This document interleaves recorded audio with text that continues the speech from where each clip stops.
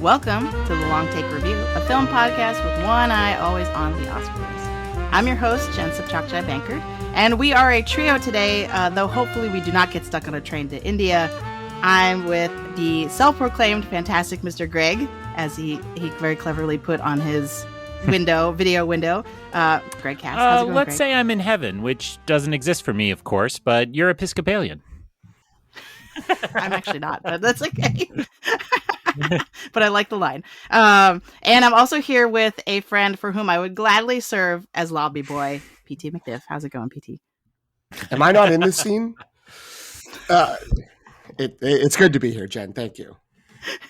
If you're not a Wes Anderson fan, none of that made sense. But we are here talking about Wes Anderson's newest film, Asteroid City, today. If you're listening to us for the first time, we have a short section at the beginning designed for those who haven't seen the film yet. So if you're just curious about it, want to know if it's something you'd be into, give us a listen for the first 30 or 40 minutes. Then we will issue a very clear spoiler warning before we dig deeper into the film. But before we begin to contemplate whether or not we are alone in the universe, that may be a spoiler, we'll start with a quick movie news check-in.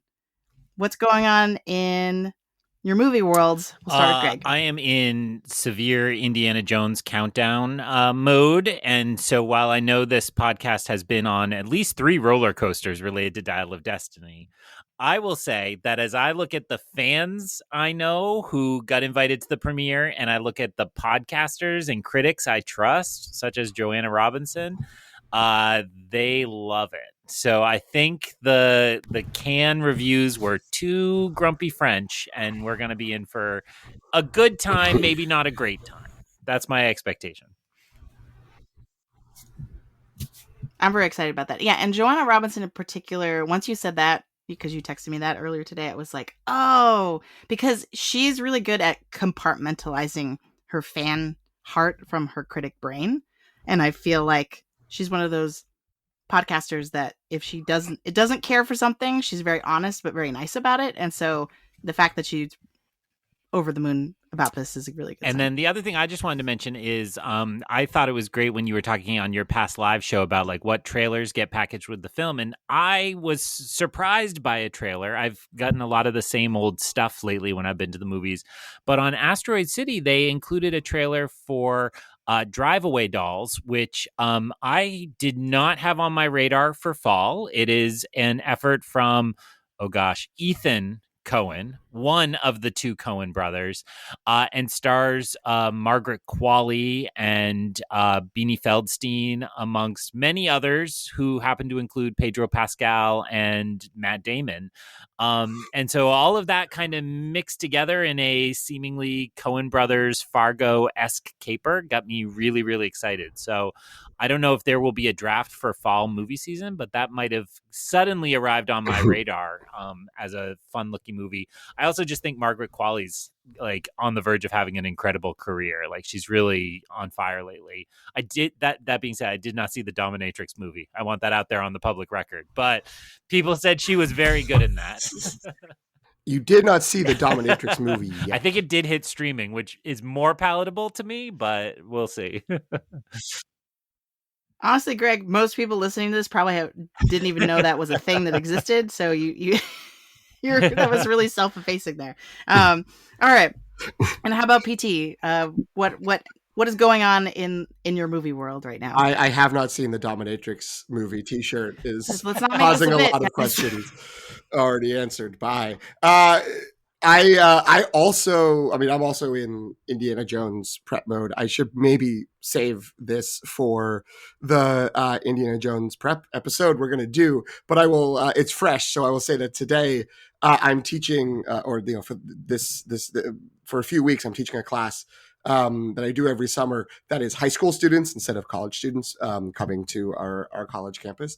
And I overheard them discussing that they are, over the 4th of July weekend, the whole 600 people in the program are going to a rented out movie theater. And they were like, what movie are we seeing? And they were like, I think it's the new Indiana Jones. And from the mouth of a 17-year-old, we're the only people in America who are going to see that. No one cares about that movie. So the hype has not trickled down to high school students. So at least this group of high school students, because they were all bummed at the idea they might have to, quote unquote, go see Indiana Jones. So we'll see. Anyway, sorry, that was a real downer. You cannot, the listeners cannot see the frowns that are being thrown at me, but that's okay. So I also saw the Drive Away Dolls trailer. I also thought it was interesting. It would be fun, I guess, if this Coen Brothers schism just leads to double the amount of Coen Brothery movies that come out. Although I guess the Denzel Washington, Frances McDormand Macbeth wasn't particularly Coen Brothersy, but this new one does look like it's very, very on brand. So that was fun. I also saw. I don't want to belabor talking about it, but I saw Past Lives after the release of the podcast episode, and just want to reiterate that it is absolutely phenomenal, and everyone should go and see that. And the trailer that I saw behind both Past Lives and Asteroid City is for the new Yorgos Lanthimos movie Poor Things, with Emma Stone and Willem Dafoe and Mark Ruffalo and a bunch of other people, and it looks absolutely wild. Mark Ruffalo is out of his mind in terms of hamming it up in every moment that he's on screen, and Emma Stone is doing some amazing physical acting, it looks like. And it looks like it's going to be absolutely bonkers. So I'm excited for that and to see what the new Yorgos has in store. I just want to. I think I've only seen stills or ads for that. I haven't watched the trailer yet, and those alone, because there's a lot of makeup smearing and a lot of like creepy doll, creepy clown kind of vibes. So no problem. Sorry, I just want to throw in. I'm very excited to see some non-MCU Ruffalo, because while I love Marvel and I see everything they do, I do hate that we lose some performances from these great actors who are stuck in the Marvel machine for a really, really long time and don't seem to be able to escape. Now, I'm sure that comment erases like 4 fantastic Mark Ruffalo performances that he's done in the last 5 years. I just didn't see any of them, but maybe that will come up later with another with somebody in Asteroid City who I think got stuck in the Marvel machine for a while. Ooh, that's a good tease. R.I.P. to Dark Waters, the Todd Haynes movie that came and went, starring Mark Ruffalo in the last 5 years. I was gonna say, was Spotlight before or after he was the Hulk? I don't remember. It was after. That's the last big role that's not MCU that I remember him. Yeah, it was after he had been hulking up for a little while. Okay. I only have a little bit of actual news or movie like industry news, I guess I should say. San Diego Comic-Con, is back again this year in person. I think that last year was their first in-person convention since the pandemic, but news just broke that a bunch of major studios have pulled out of Comic-Con, so they won't be presenting or dropping any trailers or anything like that. So I think it's Marvel, Netflix, Universal, and Sony. So a lot of big hitters. And I mean, I think Marvel, as post Disney, has kind of diminished their presence at Comic-Con in general because they have D23, right? Like they have other venues through which to kind of hype up their stuff. So that is, I think, probably just a part of the general trajectory. But the rest of them that's a pretty big hit, and I think Comic-Con really has been known for big film previews and just film and TV in general, as opposed to comics. And I should also add that this is happening because of the labor negotiations. So it's not just the writer strike specifically, but also because SAG-AFTRA is in negotiations, and so a lot of these studios were just like, since that's going on, we're gonna pull out of Comic-Con.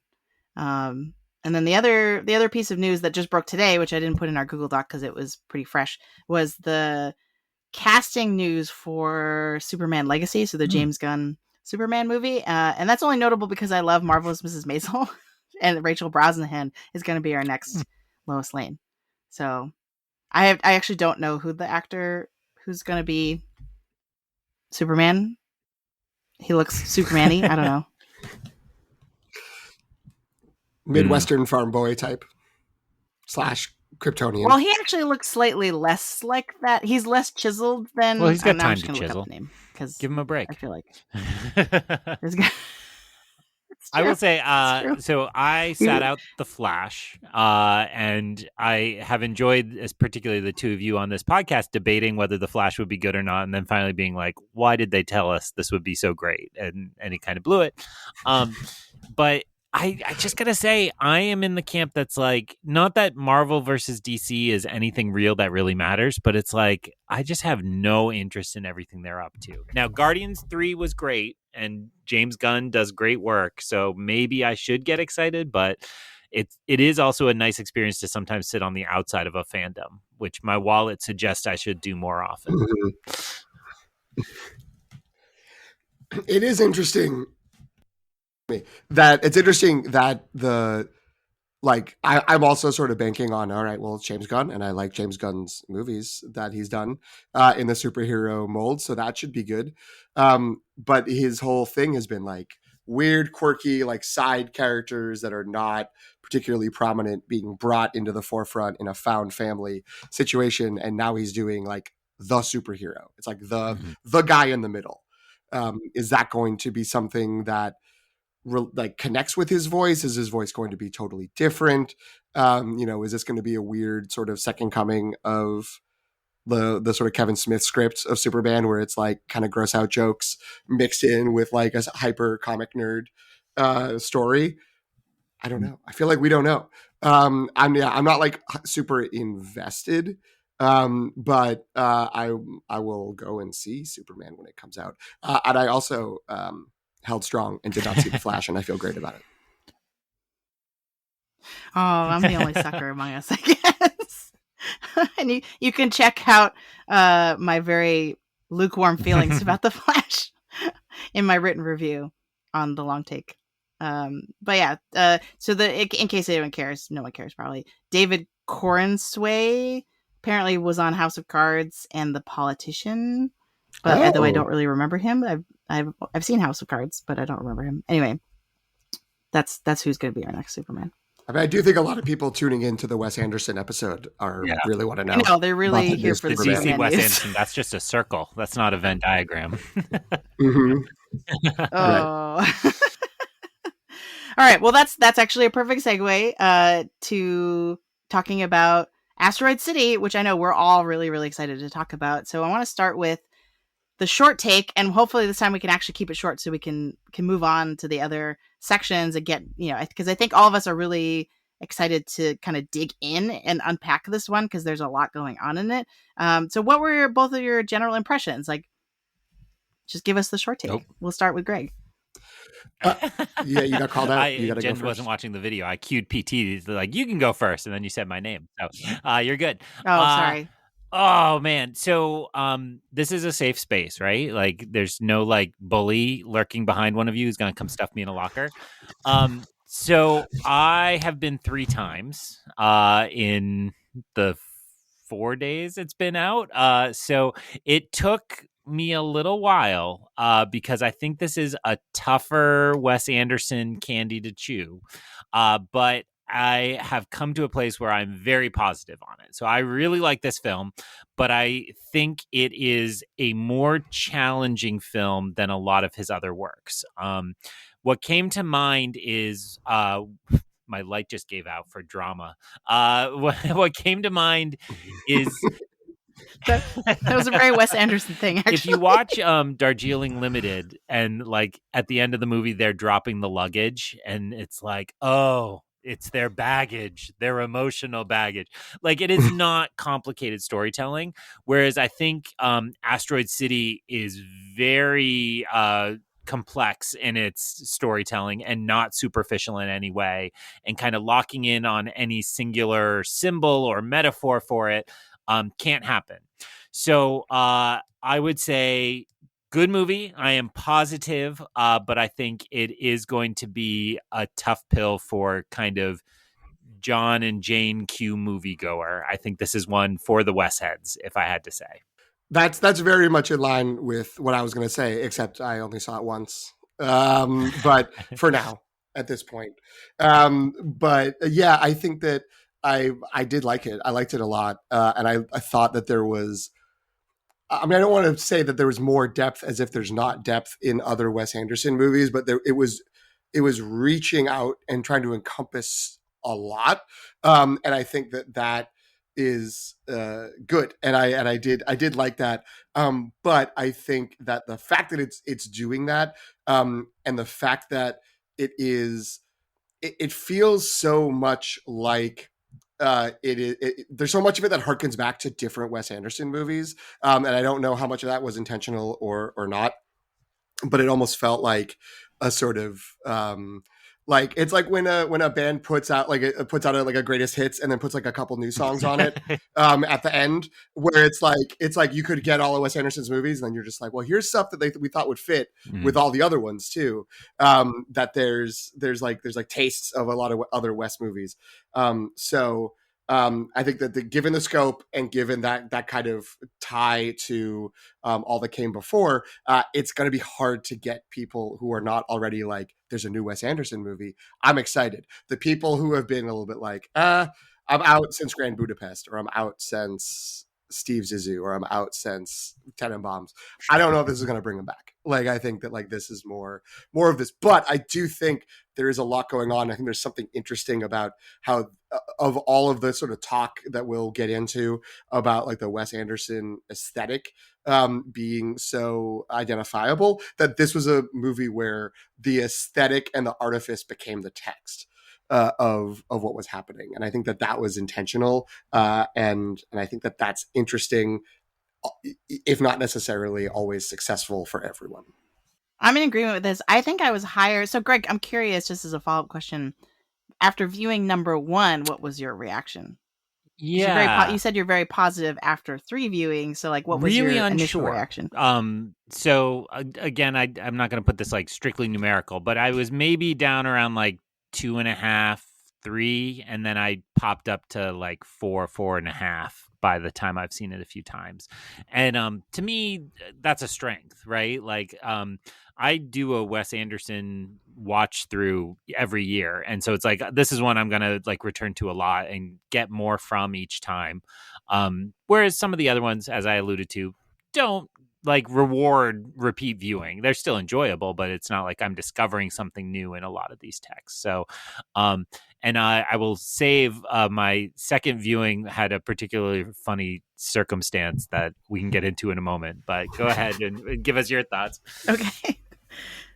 Yeah. So my initial reaction the second the movie ended, I was like, I got to see that again. I haven't had the chance to. I'm jealous that Greg that you've seen it 3 times now, because I feel like it is one of those films that begs rewatching, because to just process everything that's happening. Because I knew I was like there, I was like, I generally love this. I'm very happy I saw this. I feel like I need to watch it again to fully appreciate it, just because I know that there were things that I missed. So I totally agree that like, and this is starting to creep into our next section. So maybe we'll spend less time when we actually get to the recommendation section. But I do think you're absolutely right that like, if you are not already into Wes Anderson, this is not like, or if you've never seen any Wes Anderson movies, this is not the one to start with probably. That said, if you are, I feel like this really feels like the evolution of an auteur. To go back to what you were both saying about like that there's you can see a lot of his other films in this film, and I feel like that was what was so great about it, is that it feels like he's been kind of like iterating on certain themes or certain character types, and here they kind of all converge in a way that I thought worked really well. So even though what was interesting is that even though I knew that there were things that I missed or that I would need to watch again to fully process, I still was like, this is giving me all the joy that any Wes Anderson movie that I like gives, right? Like, I cackled through the whole thing. I thought the writing was super sharp. It's really goofy and quirky in the way that like all the reasons I love Wes Anderson in general were here for me. And so in some ways, things that I kind of was like, oh, like, what was that? Like, I didn't totally catch that, sort of washed over me in a way that I was like, oh, I'll just get that on the next viewing. Like it didn't really, the fact that it was so densely packed didn't really undermine my enjoyment, if that makes sense.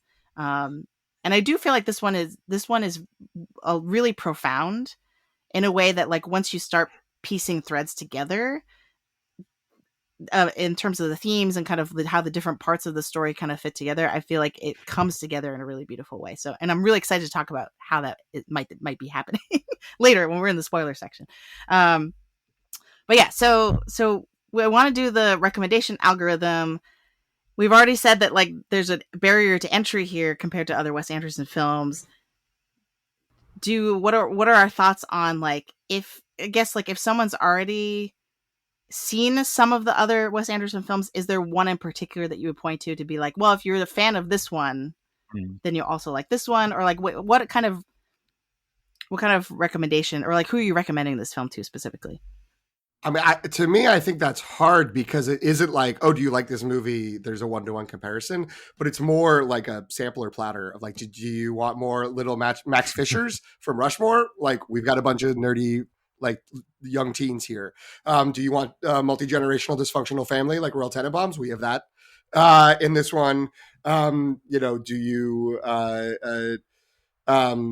do you want some like storytelling stuff like from the French Dispatch, which I think in the wider world a lot of people don't, but in this podcast we all do.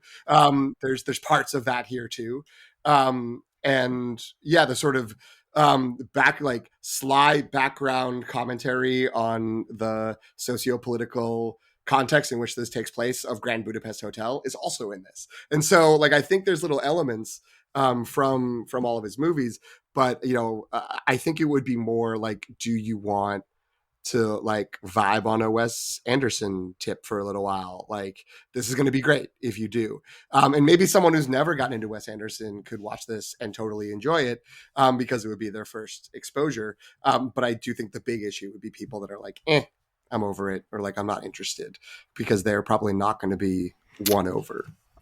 I think, to me, the hardest pill to swallow here is the layers of artifice and intertextuality between the different strands, which can... and back to your question, Jen, I think my first viewing, I was trying to puzzle that out, and it was so tricky that I wasn't there, and it took a couple viewings to get me there. So in that regard, I would say the steps from Grand Budapest to French Dispatch to Asteroid City, that's a clear trajectory to me about a guy who likes to really play with frame narratives and frames within frames and the interaction between those elements. So that would probably be the clearest comp. I agree with everything that PT just said. Not with whatever, I was listening, but with what you just said, which is that there is a lot of sampling here of all the other. Your allusion to the Greatest Hits album is exactly right. But I do think that if you are not going to like this, it's probably the layering in the frame narratives that get in your way. Whereas, if somebody was like, Moonrise Kingdom is my favorite one, I'd be like, well, there's a plot that's very similar to Moonrise Kingdom, but it is much more like surrounded by all this stuff you might not enjoy here. So if somebody said French Dispatch was their favorite Wes Anderson, I would, first give the obligatory fist bump or like salute from a beret to them, tip of the beret to them. But then I would say this is definitely, an intensification in a great way of a further abstraction from that. They should check it out. But if this were like, hey, Mom, guess what just popped on Netflix? I'd be like, no, skip it. Extraction 2, Mom. You're going to have a better time. This is going to be a movie that's going to get on Netflix or Amazon Prime and have 2 stars. Because a bunch of people are going to start watching it and be like, what the hell? And then rate it low and turn it off.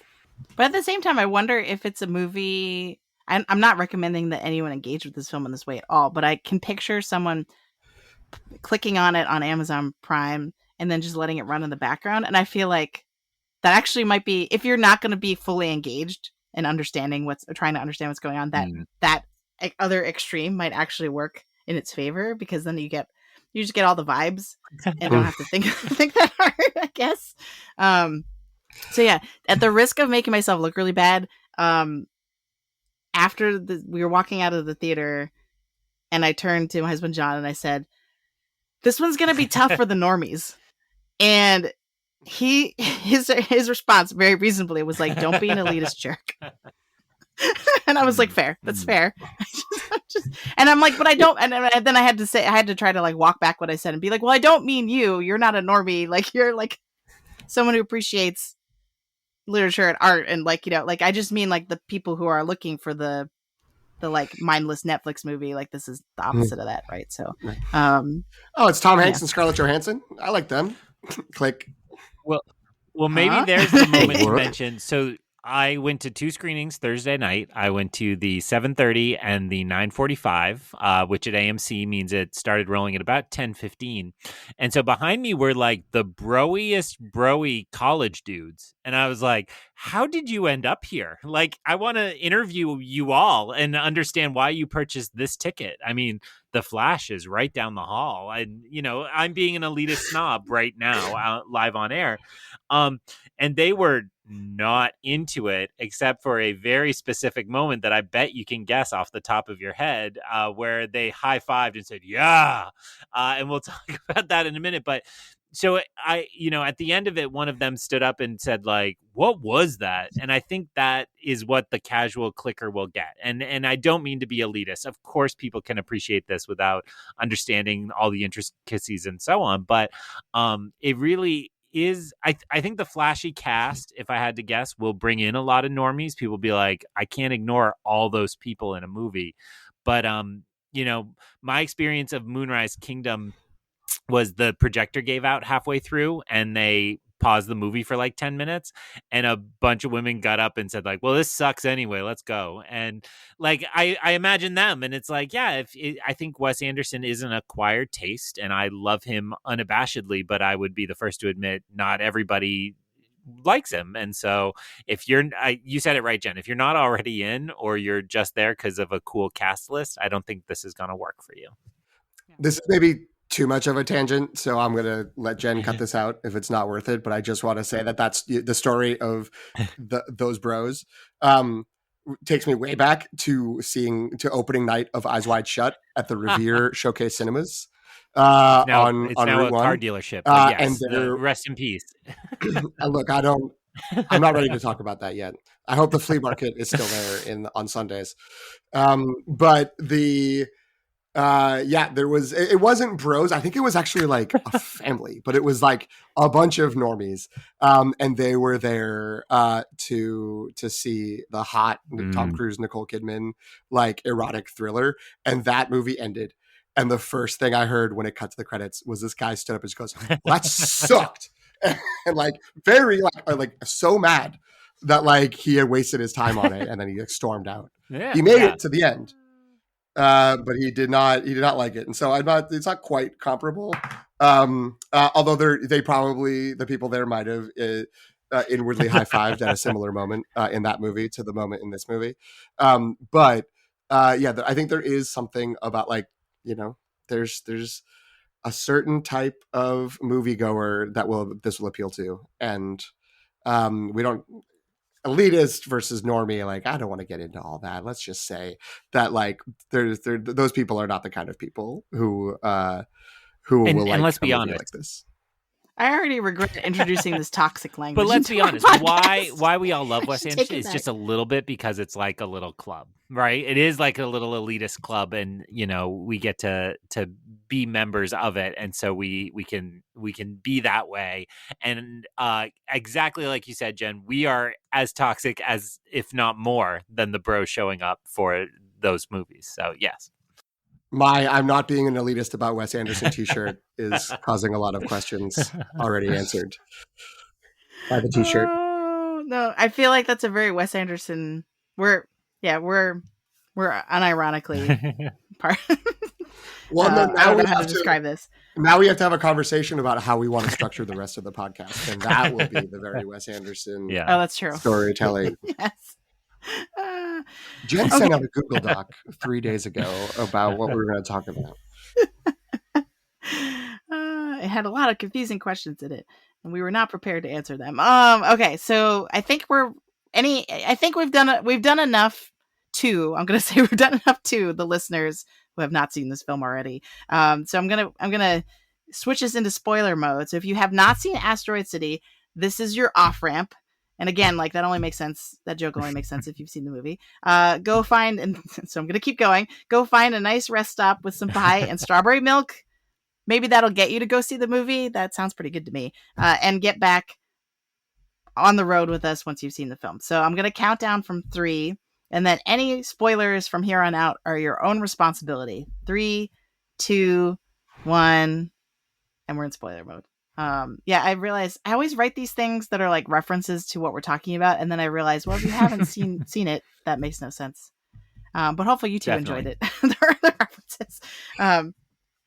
So we can kind of jump around in any order with a lot of the questions that kind of came up with for us to talk about. But I think the quickest way, no pun intended, to get us to digging into like what this movie is all about. We've referenced a lot obliquely about like, oh, there's a lot going on. It's dense. Like there's there's a lot to understand. So let's just get into it.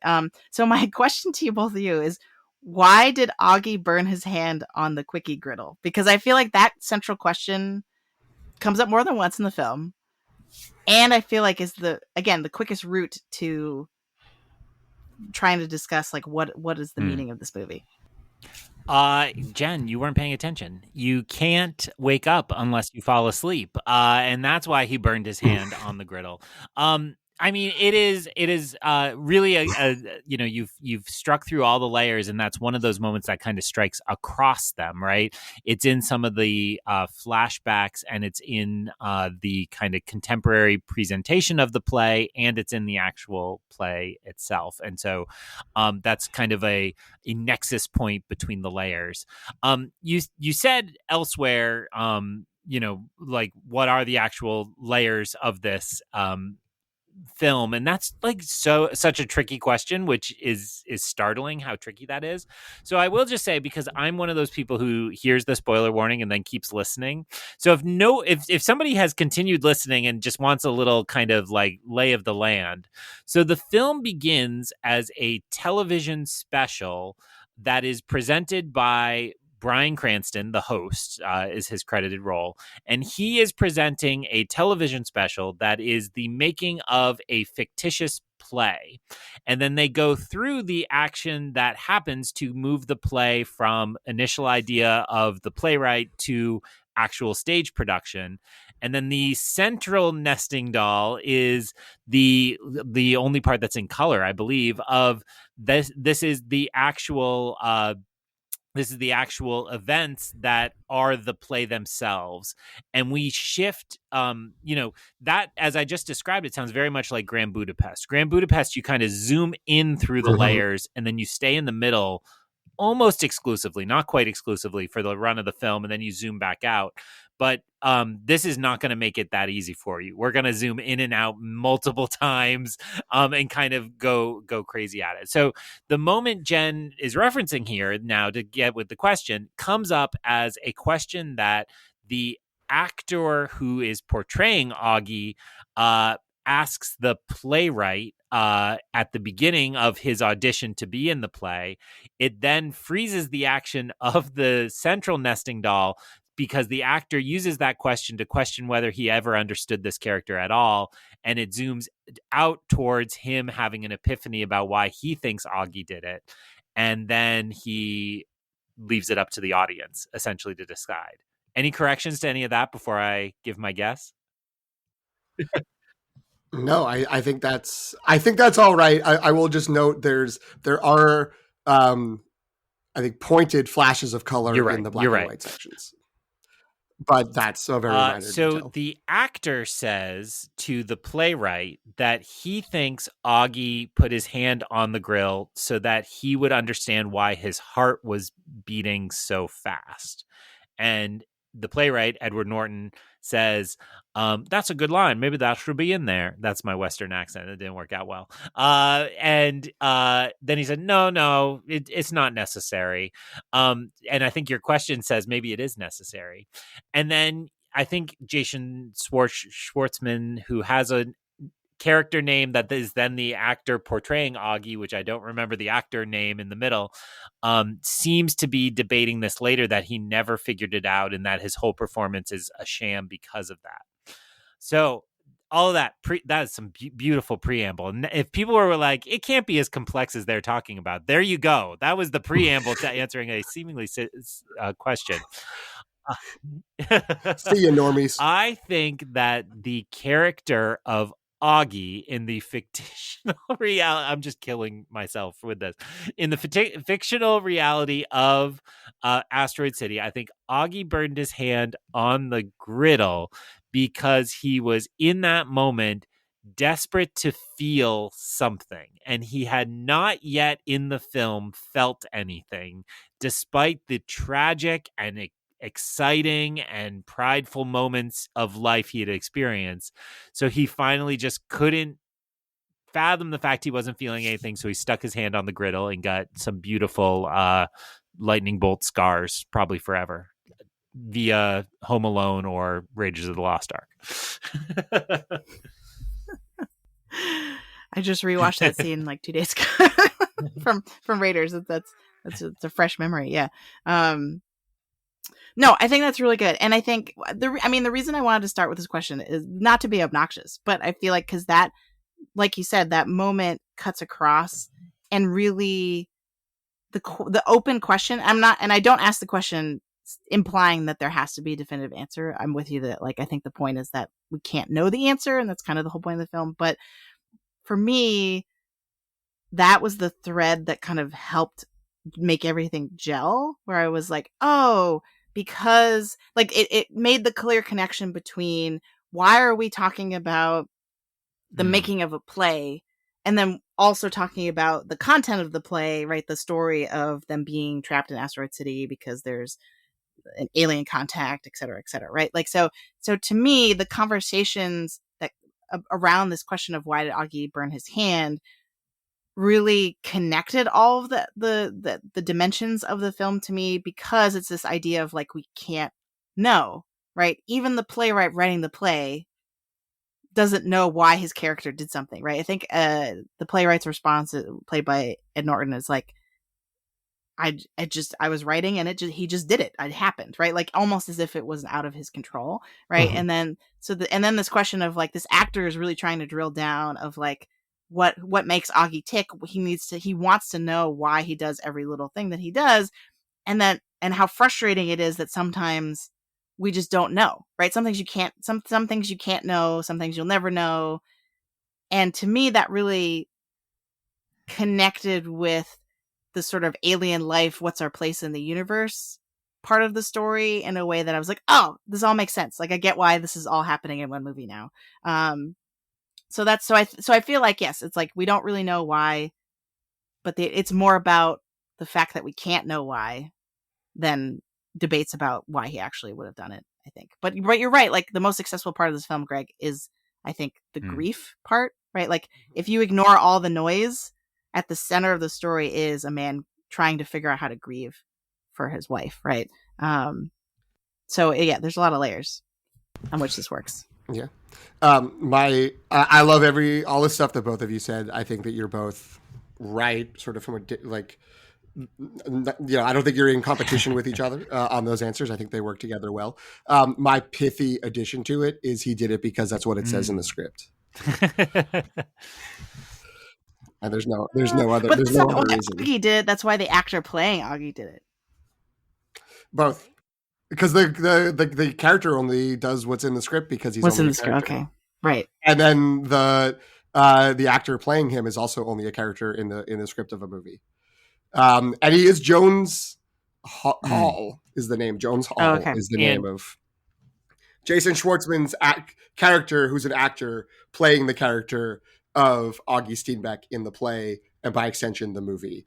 Right. So even the scene where he is auditioning to be in the play is an actor portraying an actor trying to get the part in the so the artifice is just you can't escape it, and I think that's going to be the most alienating factor for a lot of people, is that there's never any simple this character wants this thing. There are so many layers. So I think PT is right. It's a pithy truth. It's like we have to be constantly aware that this is a fictional work being presented to us to interpret, and yet not rewarding that interpretation in many ways. But then also it's like, is everything we do sort of just a fiction? Because as Jen was saying, we don't have the access to any sort of truth about our place in the universe, or how we're going to die, or our own mortality, or our interactions with other people and what they think about stuff. Like, everything's a mystery. Everything is just trying to muddle through a performance we don't really understand. Right. And then like the kids, this is what you're saying reminds me of the kids sitting around the table. The main thing that they're scared of or concerned about is like, well, what did he want with the asteroid? Why did he come here? Right. The alien meaning, not Augie, in case that was confusing. But I feel like they're all, and then I think they kind of the camera cuts to a bunch of the kids being like, maybe like they have a bunch of theories, right? They're all speculating and theorizing as to like what the aliens' motivations were, and their fear comes from the fact that nobody knows, and that like it could be anything, kind of, you know what I mean? Like they're just like, well, what? And they're not sure if it was like, if it's good or bad, or what their relationship with the aliens' motivations and what they saw and what happened is. And so there's, to me, like confronting uncertainty and fear of uncertainty was really like a huge theme that I really liked in this movie. And also, I think Jeff Goldblum as an alien, delightful. We can talk about that later. I don't play him as an alien. I play him as a metaphor. He's a billed actor, and that's his one line across 4 seconds of screen time. I agree with all the things that you're saying, and I think that in a way, like the fact that it's dealing with uncertainty, notably tied in with grief, but just also in general. Like, I think then that nesting doll artifice structure, the artifice becoming text, is intentionally unnerving and disorienting to try to throw off people to sort of grasp some of the uncertainty. That said, like, I know Jasmine, my girlfriend, was just like, she left the movie and was just like, I wish it didn't have all that stuff. The story, like, in the town was really good, and I really liked that, and everything around it was like just unnecessary distraction and like kind of nonsense that like pulled away from just being able to focus on the story. It's like, and so like her leaving was sort of like, oh, it's almost like he didn't trust that story enough and added a bunch of extra things to it in order to, like, I don't know, make it more interesting or make statements. And it was like, but what if you just did that movie? Like, it could be really good. Which I don't think she's going to be alone in thinking that. Can you book her instead of PT next time, Jen? She sounds more insane. No. Yeah. She will not blow out the microphone. She got better mic control than I do. I completely am sympathetic to that, because again, I think there's a segment of Wes Anderson fandom that loves Moonrise Kingdom in particular. It kind of, was a later hit that really grabbed a different crowd than some of us who had been hanging out since Rushmore and Royal Tenenbaums. And I think if you love Moonrise Kingdom, then this is like, why are we doing all this, right? Because Moonrise Kingdom is just the central narrative as a part of that. The kids are really compelling, and it is a greatest hits of Wes Anderson to present kind of gifted kids. Max Fisher, who may be a sociopath, the Tenenbaum children, and Eli Cash, who's desperate to be a Tenenbaum children. There's kind of an Eli Cash parallel here, a proxy. I find the kids, though, really interesting this time around in a different way, and certainly different than the Moonrise Kingdom kids, who, are precocious and kind of, I always think of Dickens when you have the kids who are really adults just shrunk down. And those kids are that, but they're not really geniuses, I don't think, as presented. They're more troubled than that. The couple lines that click into what you were both saying is, Woodrow is really troubled by the alien, and he says, what if he knows the meaning of the universe? What if there is one? And I think that presents like, yeah, these scientist kids don't think there's a meaning of the universe, right? It's not logical, it's not a part of that. And so they are like shocked that they could be that. Now, the other piece of that though is the fact that the alien is more like them, I think, than anybody else, because the alien came and took the asteroid and returns the asteroid with an imprinted message on it that appears to be like a taxonomy, like they were just cataloging it to keep track of all of it. So it seems to me that the aliens themselves aren't holding the meaning of life. They themselves are just trying to explore. And we haven't even mentioned Montana, the cowboy, kind of points this out, right? He's a kind of soothsayer in his role of like down home folksy wisdom, and says like, I expect he was here just in the spirit of exploration, and so we don't need to worry about him.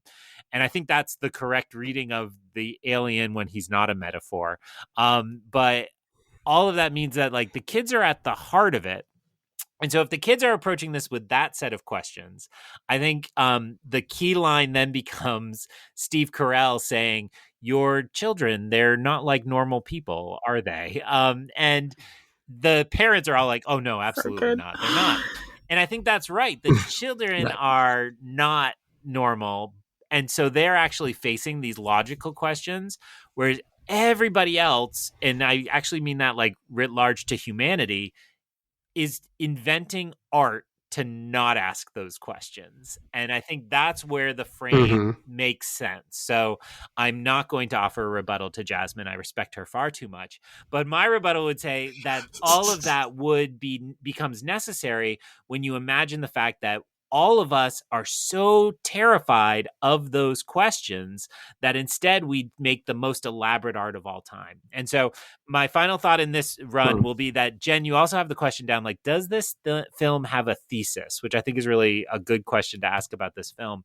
And if there's anything, it's when Midge Campbell says to Augie Steenbeck, she says, I finally got a read on us. We're just two emotionally damaged people trying our best not to deal with it.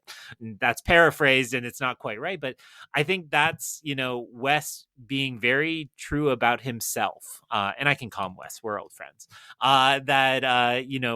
He is just an emotionally damaged person that instead of dealing with it is going to keep making art and trying to hide that. And all the pieces of the frame, in my mind at least, start to piece out how all of these people are deeply damaged, and they are all going to not acknowledge that. They're going to sweep that under the rug and instead throw themselves into their art, throw themselves into pretending that the world makes sense. Isn't that part of the scene with the playwright and the actor auditioning for Augie's role that we were talking about earlier? Isn't something he said, like, I don't remember which one of them says it, but doesn't one of them say like, oh, I just assumed he put his hand on the griddle. Sorry to come back to this. I'm obsessed with the griddle. Doesn't he put his hand on the griddle because he doesn't want to answer the question? Or so there's some kind of like, and I can't remember who says it and in what scene, but I think it's that scene. That sounds right to me. Do you remember, it does Greg? sound right to me, and it also resonates with the director and his wife, who appears for a little while. So, and again, there's a good defense, right? Like these kind of thematic questions kind of pop up in all the little pieces and kind of help us understand that, the world of art and storytelling and creativity is just broken people trying to ignore the fact they're broken. And I speaking as not a creative person, because I don't think I'm broken enough, but we'll get there. You'll break me eventually, and we'll get there. But it seems right to me, and it seems like Wes Anderson is admitting a truth about himself that he hasn't admitted before, but I could be wrong. No, I really like that reading on it, and I think it confirmed, like, what corroborates that, I think, is some of my favorite scenes in the frames, like in the black and white parts, are the monologues of the actors. Like there are two that I can think of. One is the from that audition scene where Augie, the actor who will play Augie later, ends up kind of like delivering a really touching monologue that we never see in the central Yeah. color Mhm. in color part of the story, right? And it's really gripping and emotional in a way that the Augie that we see in the color version, right, in the actual story, never would. Like those are that's an emotional intelligence that he would never articulate to the other character, like to Scarlett Johansson's character, right? Or to his kids, or like, right, like those are things, the thing. And so what and then the other one was the scene with Margot Robbie at the end, where she's like, oh, I got cut out of the play. Right, and she has this like another grand, like really emotional monologue that really kind of like says things that are unspoken in the main story, um between the other, like that, like the characters clearly have an inability, like especially to your point, Greg, of like them being two damaged people, right, like that just are trying to figure things out together. They both have this inability to kind of express how they're really feeling, to other people around them, right, like to their children and to, people in their lives. And so the idea that through a playwright's words, that's the only way we can actually get to any kind of emotional truth for somebody, especially someone who's grieving or something like that, I thought was like super interesting. And then like, yeah, again, like bridges the frame, just to me justifies the frames, right? Because it's like, it seems very deliberate that we never get those types of monologues in the color part of the story. Right. At the risk of making this even more esoteric than it already has been, I was thinking, as one does, about the sort of Meisner versus Brecht that's present in the different frames of this story, which I'll explain a little bit. I'm far from an expert, but the black and white framing of sort of setting this up as this was a play from the mid 1950s, and all of the scenes of Edward Norton as the playwright, kind of like felt like it was like a Tennessee Williams vibe. Elia Kazan, Adrian Brody playing the director, sort of like Elia Kazan, and then the actors are sort of like the method acting school, and the sort of like people who engage in the Meisner technique, and method acting. Like it really sort of traded on that sort of Brando, James Dean, Paul Newman, a school of actors from that time, and that seemed to be what Wes Anderson is referencing in those scenes. And as Jen was saying, sort of like the performances in the black and white, when it's the actors talking about their parts or relaying sort of like, here's like my attempt, feels very natural. I don't know if it's fair to go so far as to call it method acting, but it feels like this is a natural person explaining things and saying these lines to show the true emotion inside them.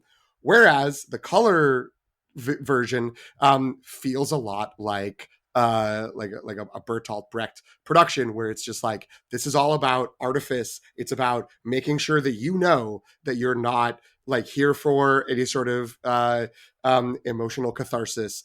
You are just here to sort of see the details being laid out by the playwright, and we are just presenting things to you. And I had never really thought about the Wes Anderson aesthetic as Brechtian, until I sort of started being like, what's going on with the 50s acting like snippets that are being put in here. But it does like feel to me almost like it's like not Wes Anderson eating himself, but Wes Anderson like folding over the like public perception of him and the sort of critiques of his work, and just sort of being like, cool, here's like the typical Wes Anderson like color pops and layouts of where everyone is, and the sort of that sort of droll presentation of what's going on. But I'm also going to set up the frames behind the scenes of like what this story could be, or what it could look like if I wasn't doing that, while also, of course, playing off of what was theater and what was entertainment. How were things being presented in different schools in the middle of the 20th century?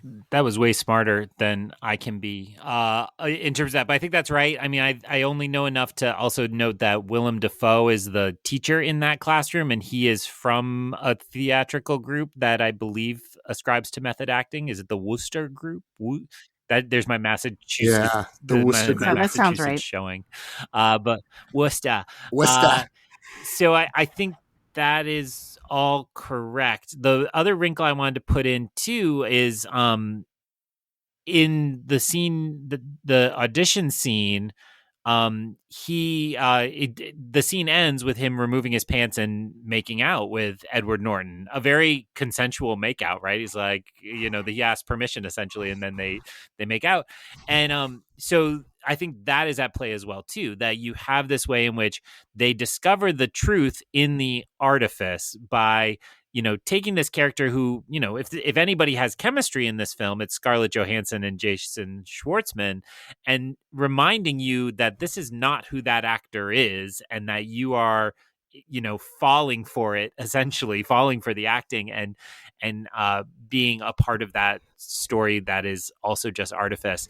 And then just to say artifice like 10 more times, but the other piece of it that I think we can't ignore too is that in case you thought that Wes Anderson was like endorsing all of this, it's always flawed. And PT's opening joke was this really weird moment where Bryan Cranston just shows up in the innermost frame and is like, "I'm not in this scene," and I think that's just a reminder that not only is it that flawed people create art to try to find the truth, but it's never going to be fully successful, right? It's always going to fall a little bit short because of human fallibility or what have you. So your actor's going to walk out of the climax of the play and not actually complete it to the way it should be, and so on. So I think that also, all of this just endorses the frames, which I feel really good about. This is also making me think that moments like that are intentional to sort of say life and art bleed together in way more than we would ever think or want to believe, right? That like, and one thing I'm curious about on a rewatch, and you don't have to have an answer to this, Greg, at all, but like one thing I'm curious about, like when I watch this again, am I going to notice more things about the actors playing these characters and how what's happening in the black and white scenes is actually seeping into their performances and vice versa? You know what I mean? Like, because I feel like this, and that's again the thing that's going to make this movie confusing for a lot of people, because it's back and forth and like it's hard to tell, like, okay, like, is Adrian Brody, like, my point of confusion for halfway through the movie was like, wait, Adrian Brody, is he playing a younger version of the playwright? No, wait, he's the director, right? Like I had trouble keeping up with that at like halfway through the movie, and then I figured it out. But like, but I feel like that very thing that makes this a kind of more challenging watch is part of the point, right? Like, and I love that. It's funny to and I think this makes sense in talking about this movie, to go a little meta. I remember when the poster came out, and there was the whole cast list, and it was the poster and then the trailer, and people were like, watch the trailer, and the trailer only has scenes from the in color sort of, story within a story within a story, the main quote unquote main story. And people were like, look at all these actors that are not anywhere in the trailer. It's Willem Dafoe, it's Adrian Brody, it's Hong Chow, it's Edward Norton, it's Jeff Goldblum. Like, they must all be the aliens. Like, there's just going to be like a pack of like 6 aliens, and like half of this movie is going to be aliens. And I don't know.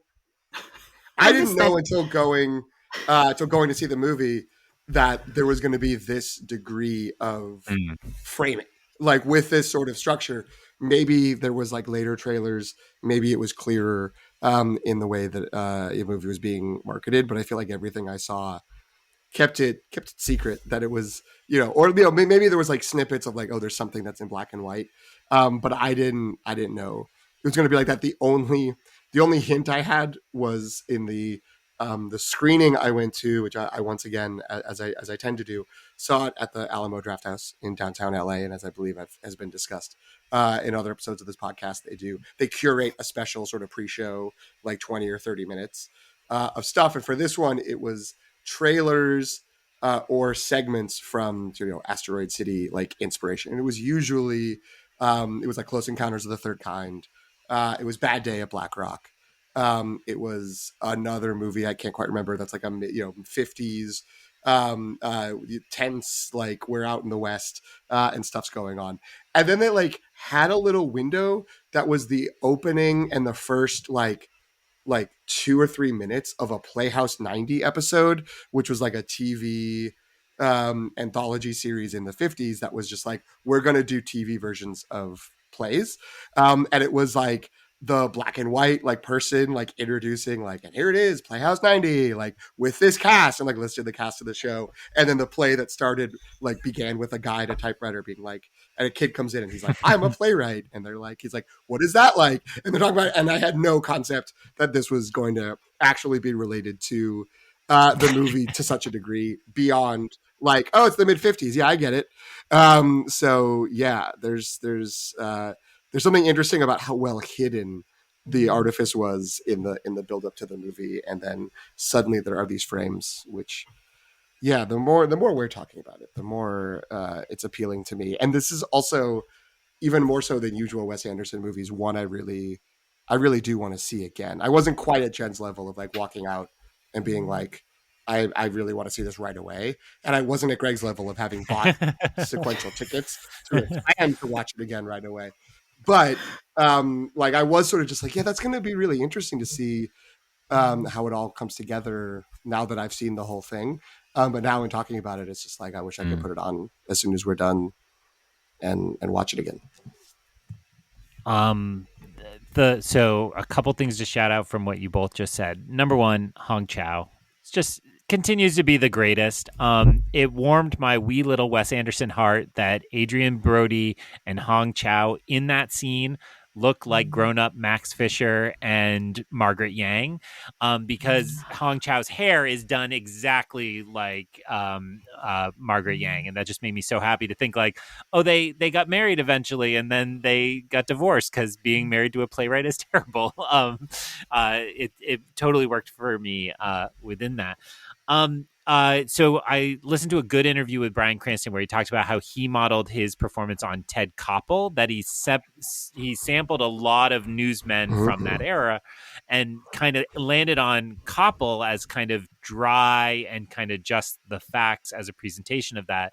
And I think that helps in with some of what PT is saying. Like, it feels so realistic. Like, you've watched this before, even though you haven't watched this at all because it's all fake. And again, I know this is a French Dispatch positive podcast. French Dispatch, each of the segments within the movie had a frame, right? Tilda Swinton is giving a lecture about the events. Jeffrey Wright is on a television program presenting what happened. And within the Frances McDormand piece, there's a play she creates to tell that. And I think that's the start of this idea of we seek truth, but what we keep adding is layer on layer on layer. And here we just experience all the layers at once in this really confusing way that I think actually, then you get to the line that was already alluded to, which you would think the central truth of this is whatever the alien represents. And Jeff Goldblum is like, I play it as a metaphor. I don't really know of what yet. We haven't figured it out. I haven't landed on it. And I think that is a reminder from Wes Anderson, and critics who have responded to say this is Wes Anderson parodying himself, I think are responding to that. He's like, yeah, I don't have a central truth for you jerks, because this isn't how you should experience a central truth. You should be seeking that elsewhere. So I think, it does feel like almost an elaborate prank in some way, right? Like, if you come here looking for easy answers and I'm going to give you a saccharine message to like put on your next enamel pin, because Wes Anderson fans don't have t-shirts, they have enamel pins, then you're out of luck, because that's not what I'm about and that's not what I'm seeking. And it makes me love it all the more, right? It's kind of like telling me I'm an asshole, but I'm like, I accept it. I am an asshole. Thank you, sir. I agree. All right. Well, so we've mentioned a bunch of times that the cast, and this is really vast. So did either of you have a favorite? We can group them together. I have them as two questions in our doc, but like character, performance, cameo, like what is a nugget in here that we haven't necessarily talked about that is a favorite of yours? I'm going to, it's tough because like I think what you said earlier, which is like the grief component of the story is the most immediately successful one, and is sort of the clearest sort of anchor. There's all this stuff we're saying that's kind of very intellectual and very kind of abstract and conceptual, but there is a core sort of grief that is, run through the at least in terms of the adult actors, Jason Schwartzman, Scarlett Johansson, and Tom Hanks, and I think they all do an excellent job portraying that, especially given the sort of artifice of it all. So I'm gonna shout out two sort of like, I guess, more sideline um, characters. One of them is Maya Hawke, who was the school teacher.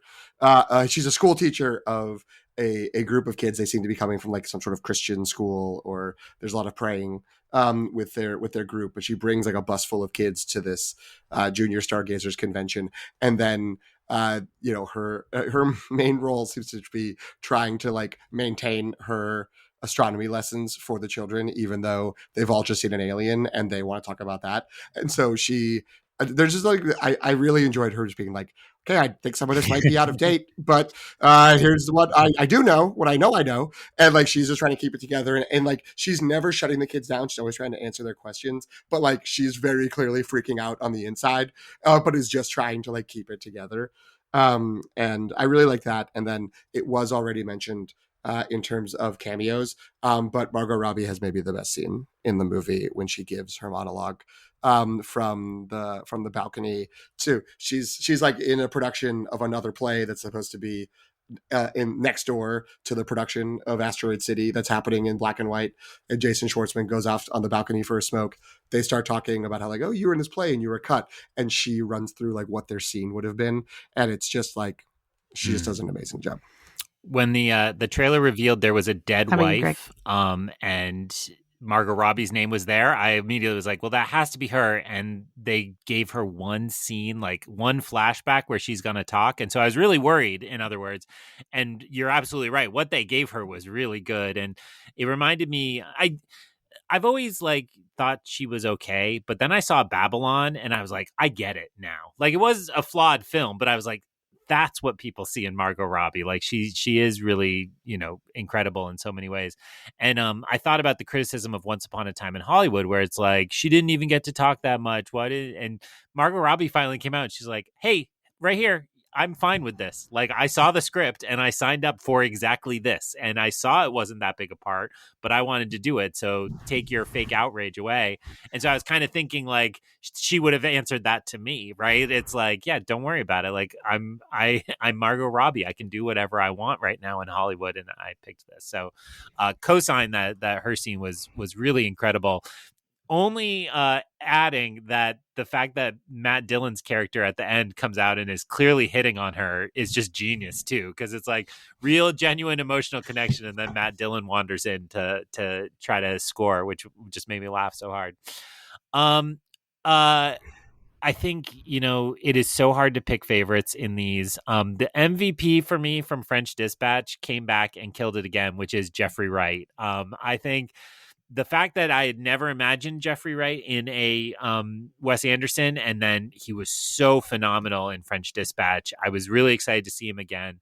I think I would say his part is a little smaller than I would have hoped, but he kills every single scene, and they're all very different. And he gave a good interview to the Empire podcast where he talked about he gives a speech, and that basically he arrived on the plane at like dinner time, and Wes Anderson's like, we're going to do the speech tomorrow. And he's like, oh no. And they did it a couple times, and Wes is like, yeah, I think we got it. Don't worry about it. And then 2 days later, Wes Anderson was like, maybe we'll give you another crack at the speech. And then they did it once more, and that's the one that is in the film.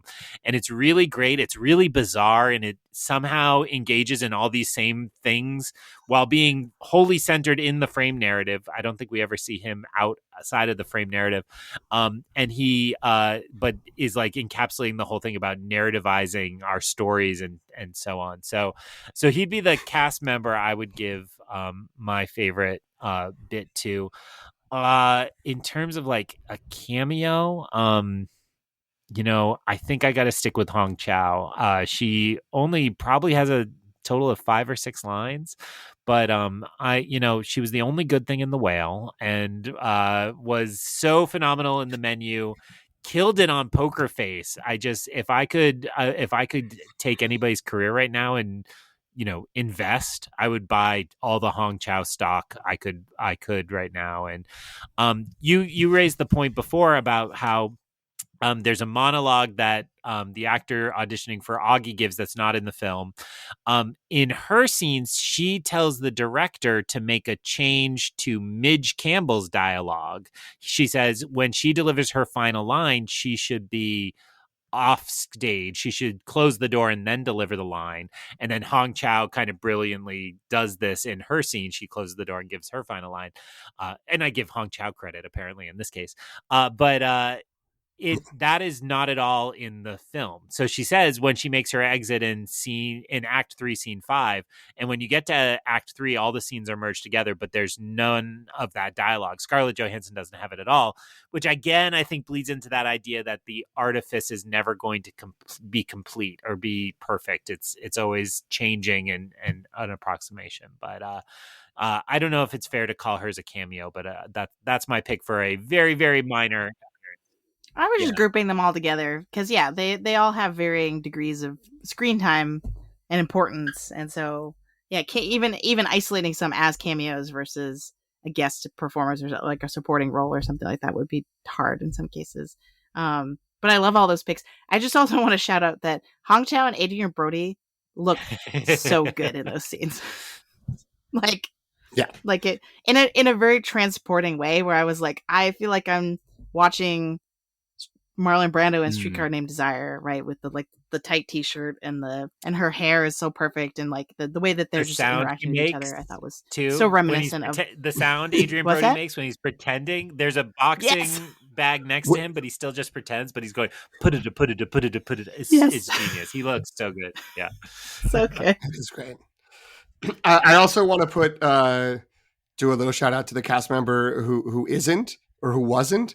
Because the hotel manager was supposed to be Bill Murray, but apparently he got COVID right before they were going to film, and so he's had to drop out because he didn't want to push himself.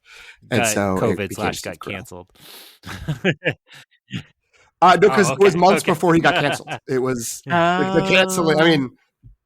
I mean, look, there's been reasons to potentially cancel Bill Murray that have been in public record for many years, but his most recent bout of needing to lay low for a little while till it all blows over happened like 4 or 5 months after. Good corollary. Yeah. I want to give a shout out to, and I was hoping that I wouldn't be the one to have to do this. I was hoping that they would come up naturally, but the triplets, which if you listen to, I don't remember what episode we were talking about this with. I was talking about this with PT. But I have met the triplets. I know the triplets. They don't know who I am. I'm just like some random lady that like was friends with their parents or whatever. That's how it is whenever I've met an actor too. I'm just some guy. But just to give some context, the screening that I went to was hosted by my husband's friend and also my friend, but we met through my husband's retro video game collecting, and they invited us to a screening that they were having. They rented out a theater, and it was really cool because like they basically treated it like it was their own. They went to the actual premiere of Asteroid City, but they were treating this sort of like it was their own premiere. So we were woefully underdressed when we showed up. So that was fun. But my point is that it could have been really awkward had they been terrible in the movie, but they killed it. They crushed it. They really did. I thought they were so fun, and I just like. They understood the assignment in a way that I was like astonished by, where I was like, oh, like, just that their like chaotic energy was so amazing. And that every line that they had where they were like, especially at the end where she's like, I'm an alien witch or like an alien vampire or whatever it is. That was so delightful. And like, they played off Tom Hanks super well. The bit with the Tupperware at the end was incredible and very moving, right? In a way that you're like, oh wow, like the tragedy of like, oh, they're just children and they're also trying to deal with this and process this, right? In the way that they know how, which is apparently through ritualism. Yeah. And incantations, and like it's so good. So yeah, they were great. My only other sort of behind the scenes thing was that they had a really nice table set out at the front of the theater with like things that they got to take home Oh, cool. from production. And Oh, so that's they fun. had the two things I remember was they had the little paper card that was like behind Jeffrey Wright's microphone or something. Like I can't remember like what it was exactly, but it's Okay. like a little printout that's like like it says like the asteroid, like it's some label that appears in those like at the speeches scenes. Mhm. And then they had a script signed by Wes Anderson, and it said, "To my favorite triplets and their Hmm. delightful parents," which she didn't need to write. So that was really nice. But anyway, that I just wanted to give them a shout out because I thought they did an excellent job, and they really added a lot to the film. It is a shame we have not mentioned them because they are real standouts. And you had in the research for this episode, you shared the OC Registers article about them, which calls them the standouts. And I do think they steal the scenes that they're in. Um, are they? Is it two identical and then one fraternal? I don't know if I have my triplet language right. Right, but they're all Triplets. Yeah. triplets. I don't. Because two looked very identical Mhm. to me. I was like, oh, she looks a little different than her two sisters, but they nail the Wes Anderson dialogue and this kind of ability to speak over each other while saying really difficult things is good. And I'll steal this whole cloth from Amanda Dobbins on The Big Picture. She pointed out that they are the witches from Macbeth, right? And that they are here to speak truths and to Mhm. speak about kind of fate and so on in good ways that they need to hear. So the scene where Jason Schwartzman reveals to them that their mother has died, one of the three girls says, "Are we orphans now?" And he's so hurt by the question. He's like, he kind of like, how would you think that? Like, I'm still here. And you realize like they are orphans because this is a terrible dad who never checks in with them, right? You have Maya Hawke checking on the emotional health and well-being of her students every scene.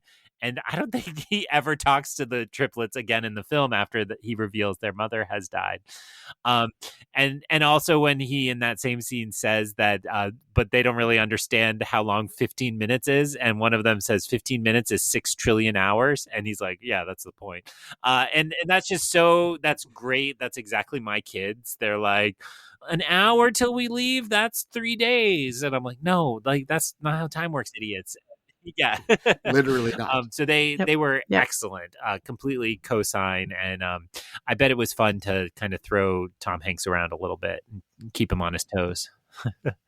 Well, and to go back to kind of the thematic stuff that we were talking about earlier, like their role really seems to be to force Augie, and I'm not going to remember Tom Hanks's character's name, but to force the grown-ups to Mm. confront their feelings, right? Because they're the ones who are holding the Tupperware hostage, literally, right? And so it's like they're like, no, like you can't just like divert your feelings and kind of like talk about something else. Like we are forcing you to kind of confront this reality in Mhm. a way that I thought was very powerful. That scene at the end, and then Tom Hanks is so sweet where he's like fine, he's like okay fine, like he just gives I no that felt very longer. real. Where I Yeah. was like, yeah, whatever, it's fine, whatever you want, child. I'm tired of arguing with you. Felt very real to me. I Yeah. wonder if, and I'm not going to dig too deep into it because I don't know if I can stand by it, but I wonder if there is a reading of sort of each generation or each sort of age group Mm. and the way they react to the things around them, with like, yeah, the youngest children, the triplets being like the youngest children, and they have this combination of just sort of like, we need to just confront the fact that, like, this, my mom's in a Tupperware, but it's also like, I'm a vampire, I'm a witch, Mm. is like this sort of like old school pagan traditional like mythology things that like they just have soaked in them. And then, like we were saying earlier, like Greg was saying earlier, the children, sort of teenagers, are the ones sort of trying to reason through things. They're the ones who have a memory game where it's like you can say any name, but that has to be real. So it's sort of like a real versus not dichotomy in their lives, and they're trying to find the answers without thinking there are answers. And then the adults are all trying to make like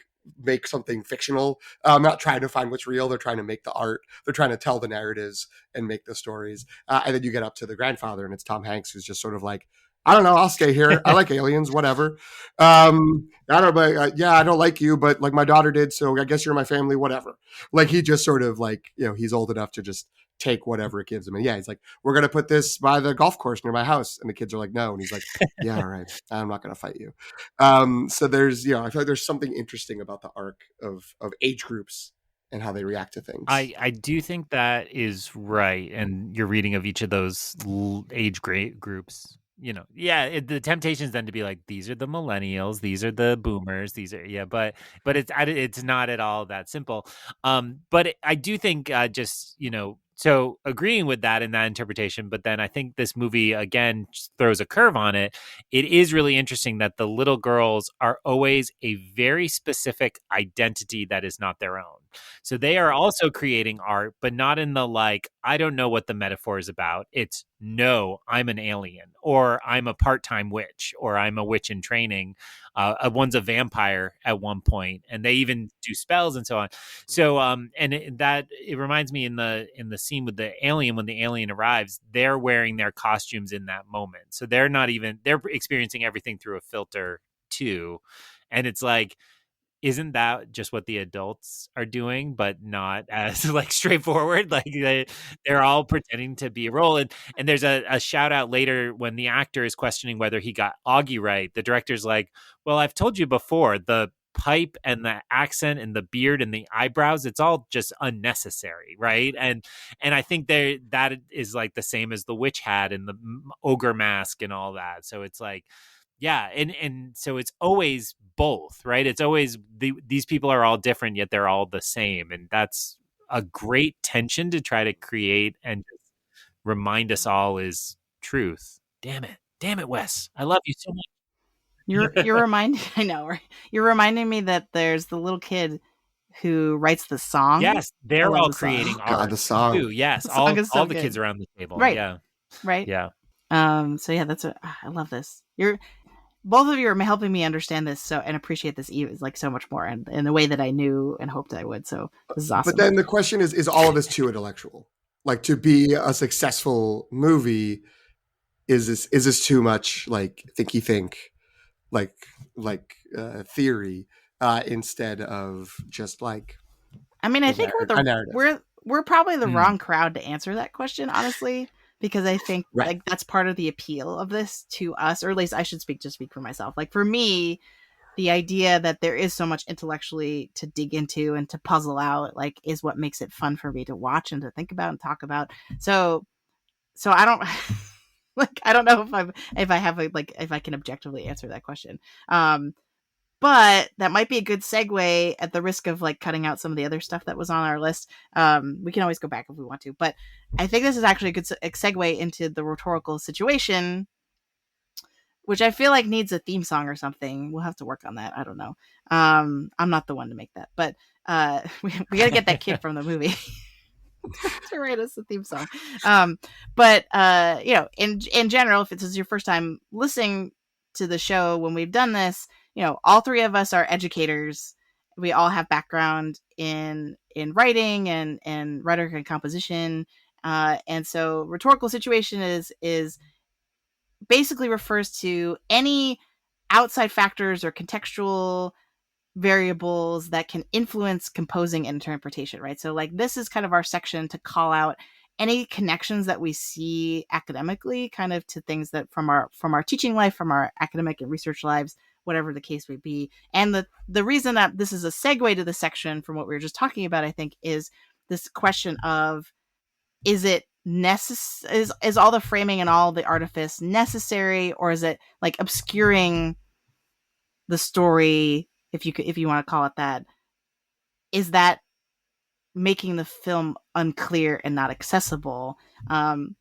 Because I think oftentimes in my teaching life, I'm trying to get students to be clearer and more cogent, right, in what they're writing, to be like, no, just like drill it down to what you actually mean, right? Like, don't put all this other fluff in there, right? But here, obviously, we're praising the addition of lots of layers and the density of it, and in a lot of ways the lack of a clear thesis, right? We're kind of like, that's a positive in this context. And so I'm curious what you both think in terms of like, because I've also heard other critics, this is sort of what the if people like the film, it's because they like the layers, the narrative frames, and they like the messiness of it and kind of the stickiness and how dense and complicated it is. And then other people are like, this is overwrought, right? Like this is Wes Anderson too much. Um, and like what, like you're yearning for the days of like kind of the more streamlined, sort of simpler, but still profound films, right, of his filmography. And so like what, yeah, I'm just curious what both of you think about that. we both don't want to answer, so we defer to the other. It's a really interesting question, and just to simplify what you just said, the piece of writing I give the majority of the time to my first year students is, see this paragraph, this last sentence, start there, delete the rest, and develop that, because I think there is a way in which we try to dispense with preamble and building up to a point and say, just make the point and then develop it straightforward in a way as a part of that. But I primarily teach expository writing, not creative writing. And so to me, that is the key difference, right? The smiley mask, frowny mask of composition is actually like exposition and just trying to inform or argue, versus actually trying to tell a story and trying to create an experience. I'm going to falter into like gross, touchy-feely language in some ways, but I do think that, this film does not have a thesis necessarily, but wants to offer a meditation. And to me, that's what art is about in a way. The point of good creative rhetoric is just to, well, we simplified it in our opening as just present vibes, right? Like, let's just vibe for a while and ask some questions and not worry about answering them. And here, that's what the goal is. So I think the rhetoric supports that. And then because it's always both and, I will also say that I do think that there's a more subtle way to parse some of this by, when we think about rhetorical situation as the way we teach and as scholars, sometimes this gets read as intent versus impact, right? What does the author intend versus what do people actually take from it? And another way that operates is what went into the making of this, and then what is the context in which it enters, right? And this is text context, depending on, your school of critical thinking, I guess, primarily. And so all of that is to say, it's really interesting to me that this film arrives at a moment when Wes Anderson parodies that are garbage have taken over all of social media. If I see one more bookstore or cafe or retail shop put up one of these things, which is like somebody waving from the middle distance and they're like, stop pretending you're Wes Anderson in our bookstore. I'm like, that's not Wes Anderson. What are you doing? So I'm going to sharpen my own axes as a part of that. But why I think that is an interesting ripple on what you just said is there's no way Wes Anderson is responding to that. Yet this film is a perfect response to that, because it's like, oh, you think you can do me? This is how I do me. And there's no way they can compete with this level of obfuscation and complexity, right? There's no TikTok that can do what we just watched over these, it's actually not even 2 hours. I think it's like an hour 40. And so I think there's a way in which, while that couldn't have been Wes Anderson's intention, that is absolutely the impact it has to me. It's like all of these teenagers who think they're oh so clever are just as stupid as you think they are, right? And there's my elitism versus normie talk coming back. So I agree with you and all of that, and both of you doing a very good job of establishing sort of what the rhetorical situation is and ways of thinking about it. And it is interesting to sort of try to talk about it from the perspective of, this is a work of creative art, as opposed to like a argumentative essay of some sort, something expository. But I think in terms of thinking about the sort of like situation, the rhetorical situation, I don't think I agree. I think Greg is correct. I agree with Greg in saying that I don't think Wes Anderson thought for 1 second, has ever thought for 1 second in his life about any AI Wes Anderson parodies, or like, yeah, people on TikTok being like, oh, this is what, like, do this movie, do your routine, but make it Wes Anderson. Like, he doesn't care about that. I don't even know if he cares about reviewers and critics at any sort of a high level who have been like, okay, you're kind of just stuck in your own shtick.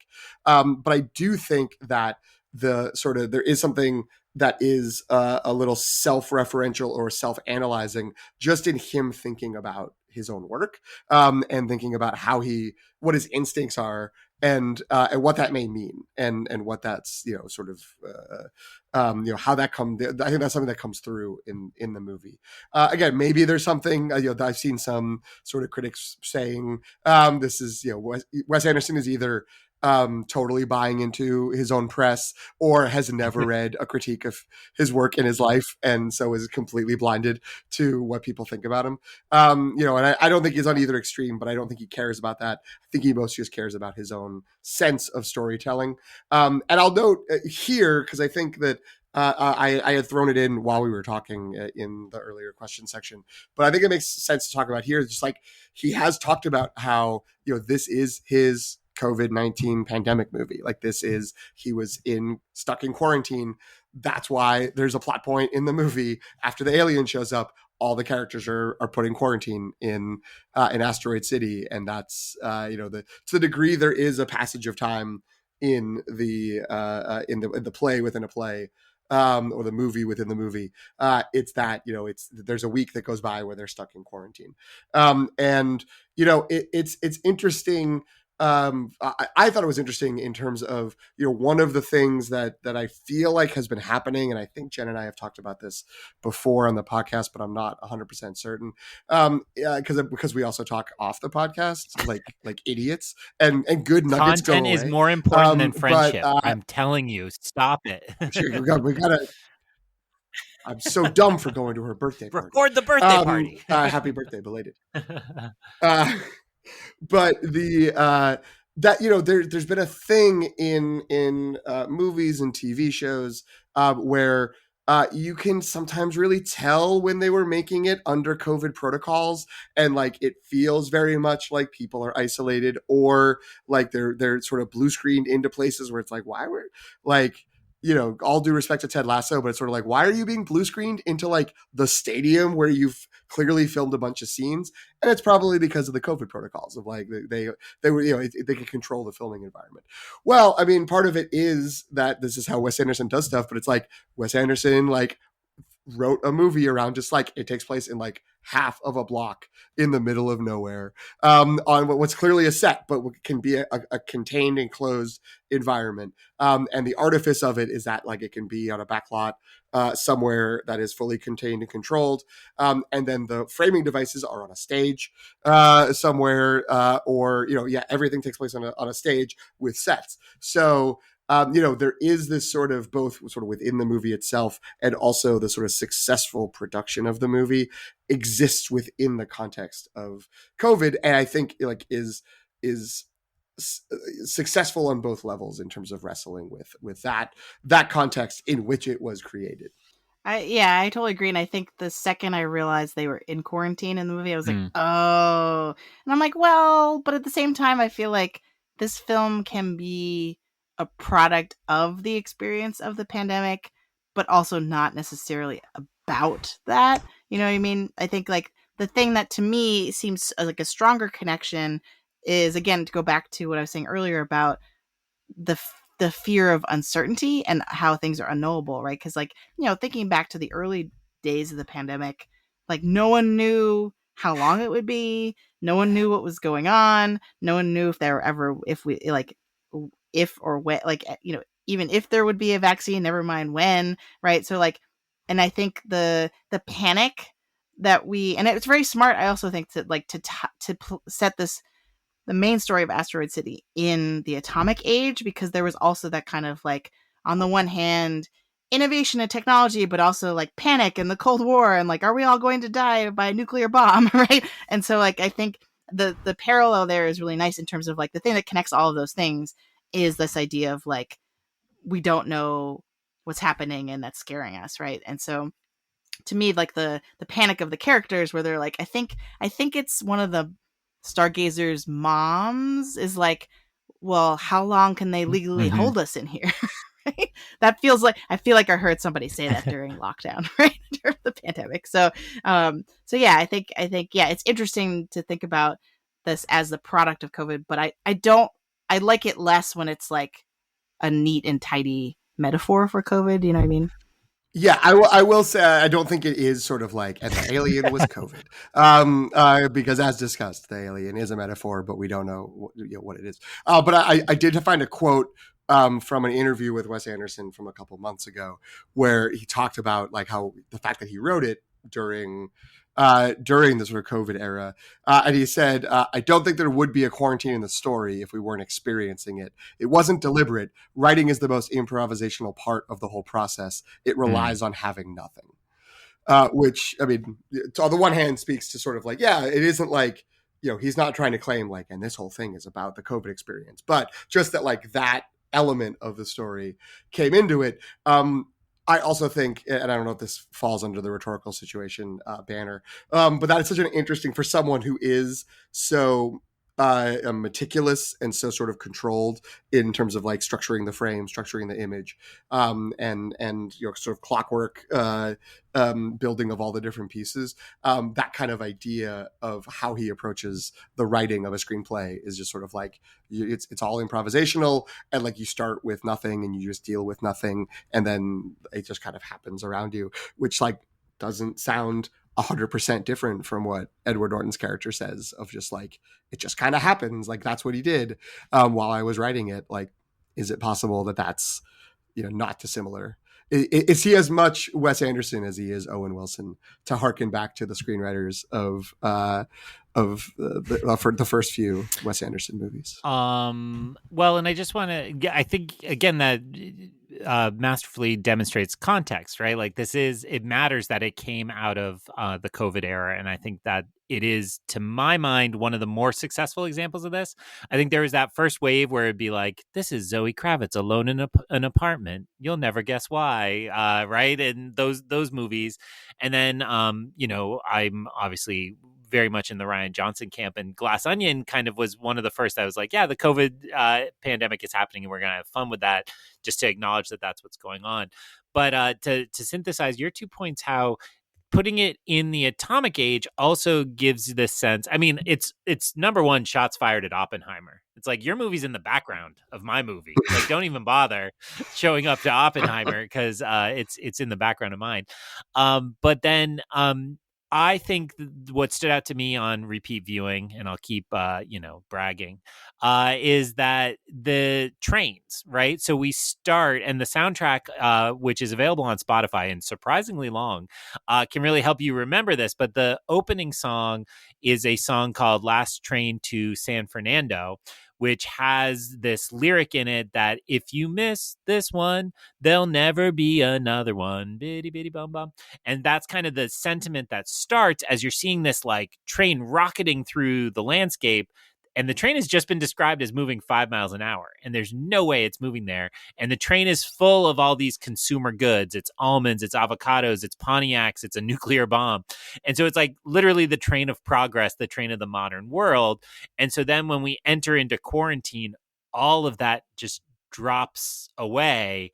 And that very much to me means it's not just like we were all in quarantine. It's like we had this chance to actually face everything and to think about it, because this life is moving, and if you miss this one, you're not going to get another one. And so then, and you have the cop car chasing the bandit through the town at that part of the movie too, with no real explanation, but a reminder that the world is just moving that speed. And the last, the kind of as the credits roll song is freight train, move so fast. As the characters take off again and re-enter this world, it's just that reminder, like, yes, and then again, you can't wake up unless you fall asleep, right? And they had fallen asleep in the quarantine. So it all resonates across. So to me, that's why the context is so good, and it's not just a lame quarantine movie with 5 people in a soundstage somewhere. It's kind of built all around that, and a reminder of the ways in which that works. Um, if you stay past the Roadrunner puppet dancing to Freight Train, which definitely worth sitting through, then there's a Jarvis Cocker song, Crocker, who appears in the film. I believe did a song for Fantastic Mr. Fox as well. And it's you can't wake up if you don't fall asleep. The first three couplets are you can't wake up if you don't fall asleep. You can't fall in love if you don't take the leap. You can't smell the roses unless you plant the seeds. And so all three of those lyrics, it's like, it's almost like, all right, you stayed till the credits. If you really want a thesis, if you really want a message, like, here's what we've been talking about. Here's part of what I'm going to kind of tip my hand to show you. And then I think they maybe refrain the Alien song, but I don't remember. So we do want to transition into our Oscars watch. Wes Anderson has not had a great track record, considering how well respected or kind of notable a filmmaker he is. He's been nominated 7 times, right? Which is, nothing to sneeze at, but he has never won. He's not yet won an Oscar. So what's the deal with that? Should we be all angry about that? And is Asteroid City likely to change that record at all, do you think? Yes and no, respectively, is my response to those two questions.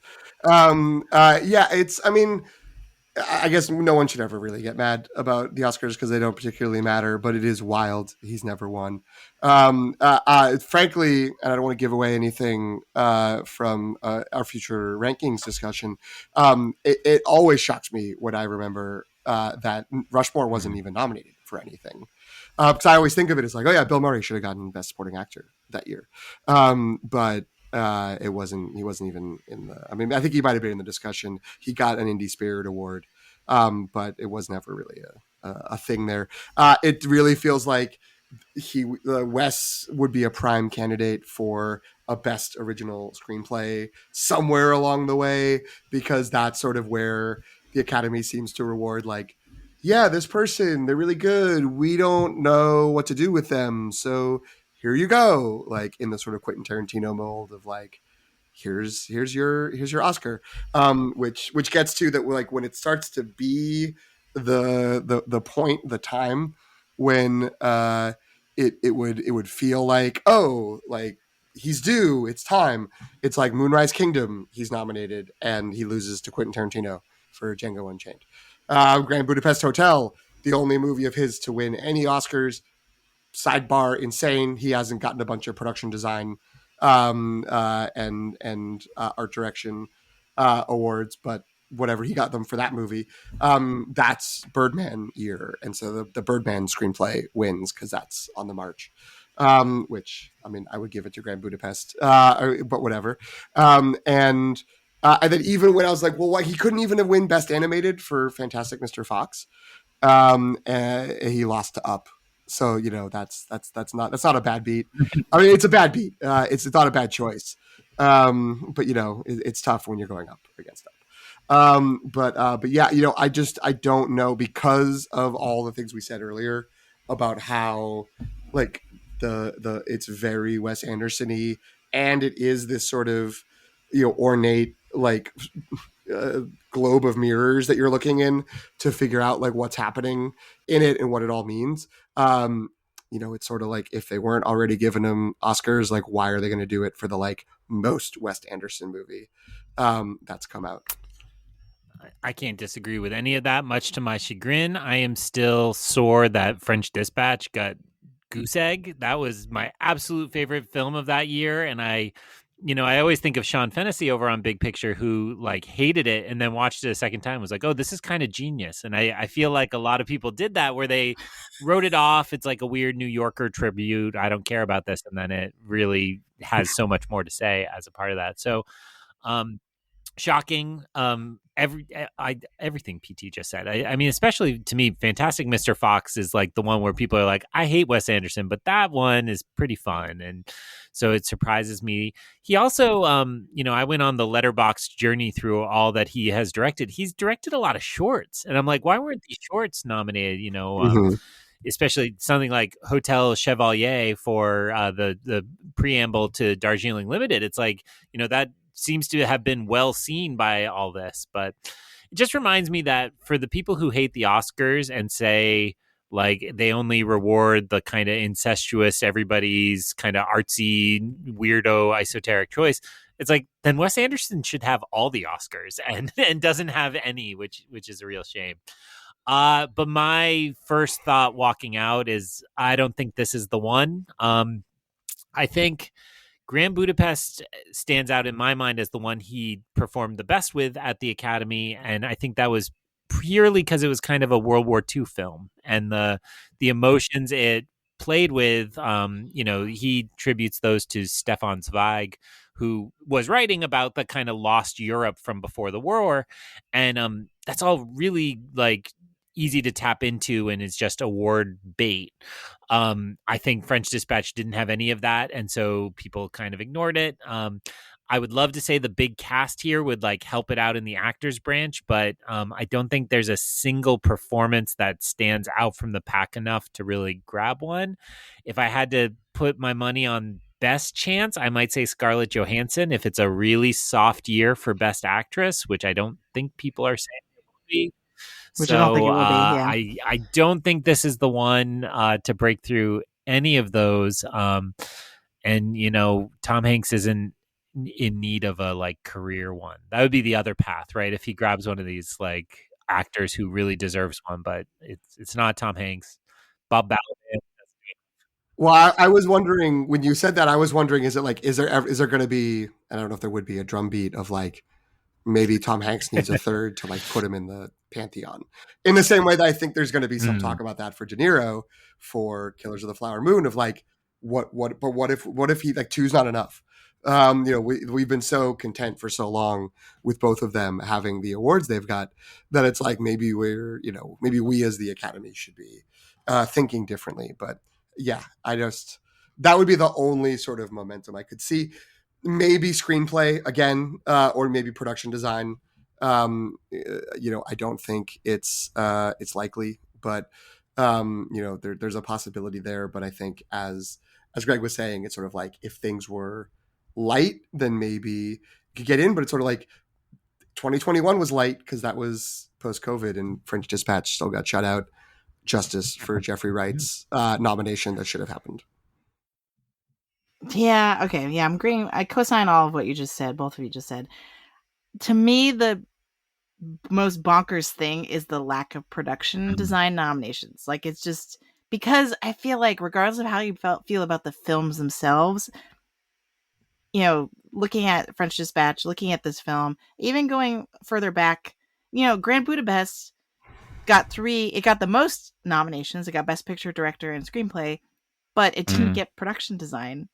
And it's just like, what are we doing? I don't like, because if you don't like the movie, it's hard to deny how meticulous and how unique and just vibrant all of the sets and costumes in these movies are. And so that's the thing that I don't understand. Why, like, what kind of vendetta, the Designers Guild have against Wes Anderson or something like that. But yeah, I agree with you that I don't think this is really going to make much of an Oscars splash. It could, just to add to what you already said, because I agree, like, it's like screenplays makes the most sense if it's going to happen. But I do think it could be one of those ones, like a Triangle of Sadness, like a Women Talking, that gets kind of like a token Best Picture nomination. You know what I mean? To be like, well, like, we don't know what's going on with this movie, but like something's happening, so like we'll give it a Best Picture nomination. You know what I mean? Like I can see Academy voters or whoever's making the nominations like feel like they should nominate it without really understanding why or something like that. Again, that's the elitist narrative coming through. But I know this is bad. This is not a good look for us as a podcast. But and then I'm picturing Antonio listening to this later, being like, so we're all part of the same problem. I will say I think that the path to that, like, it's the 9th or 10th Best Picture nomination is a bunch, at least a handful of presumed contenders are just that's fair.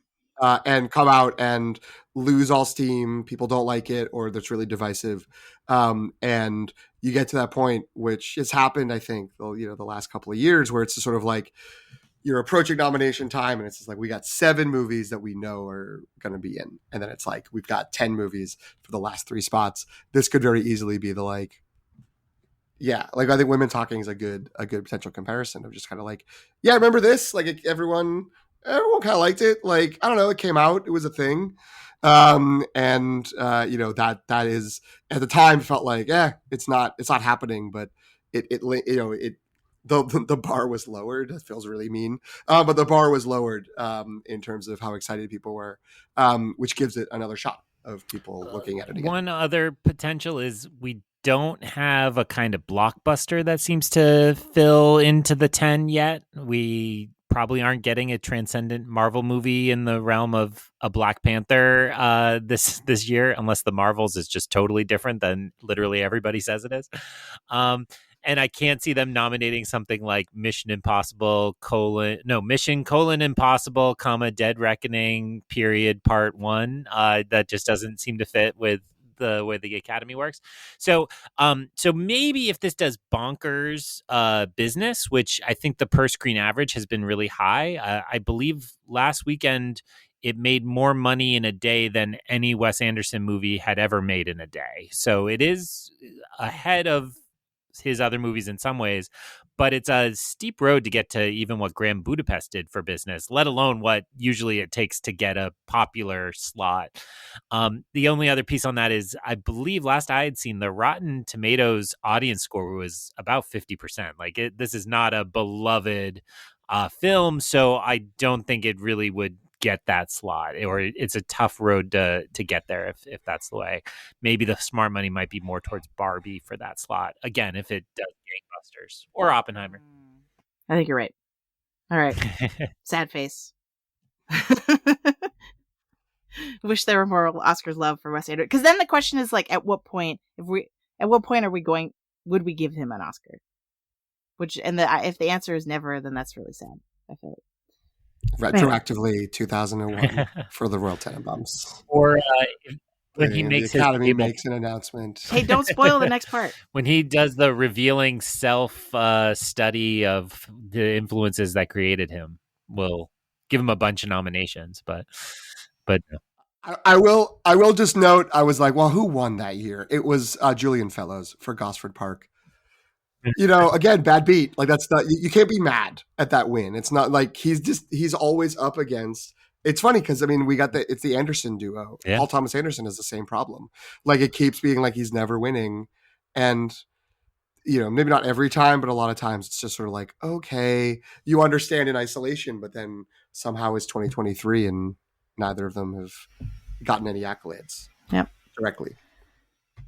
All right, so we're gonna end here with, for me at least, was a very difficult exercise because I love basically all the Wes Anderson films that I've ever seen. I love enjoy and would say they're good movies. So what we're gonna do is share our top 5.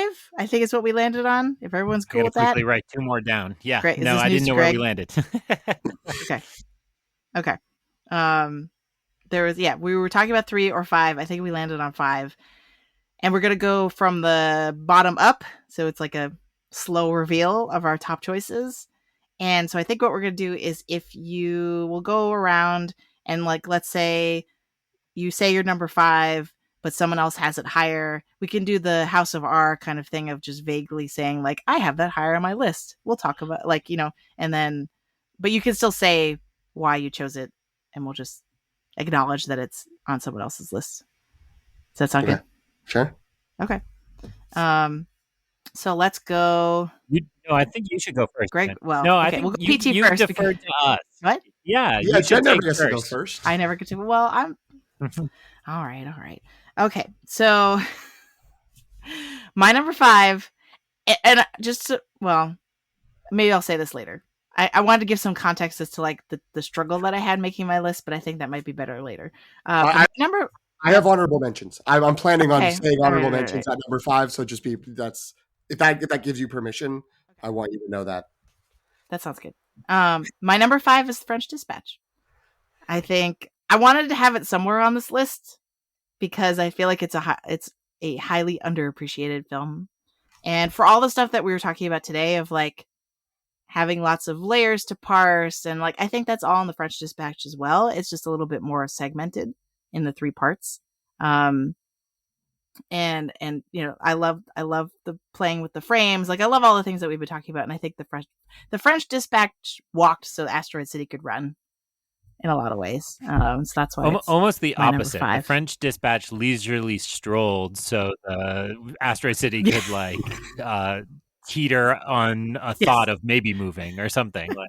Like. The French Dispatch smoked a long cigarette so that Asteroid City could barrel down a railway.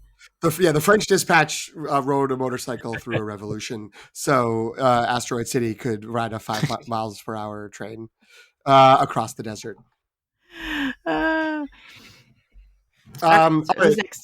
So my all right. Well, the Jen was good. So I'm not going to say my honorable mentions. I will just note that there were 3 movies I was trying to decide between. I will say one of.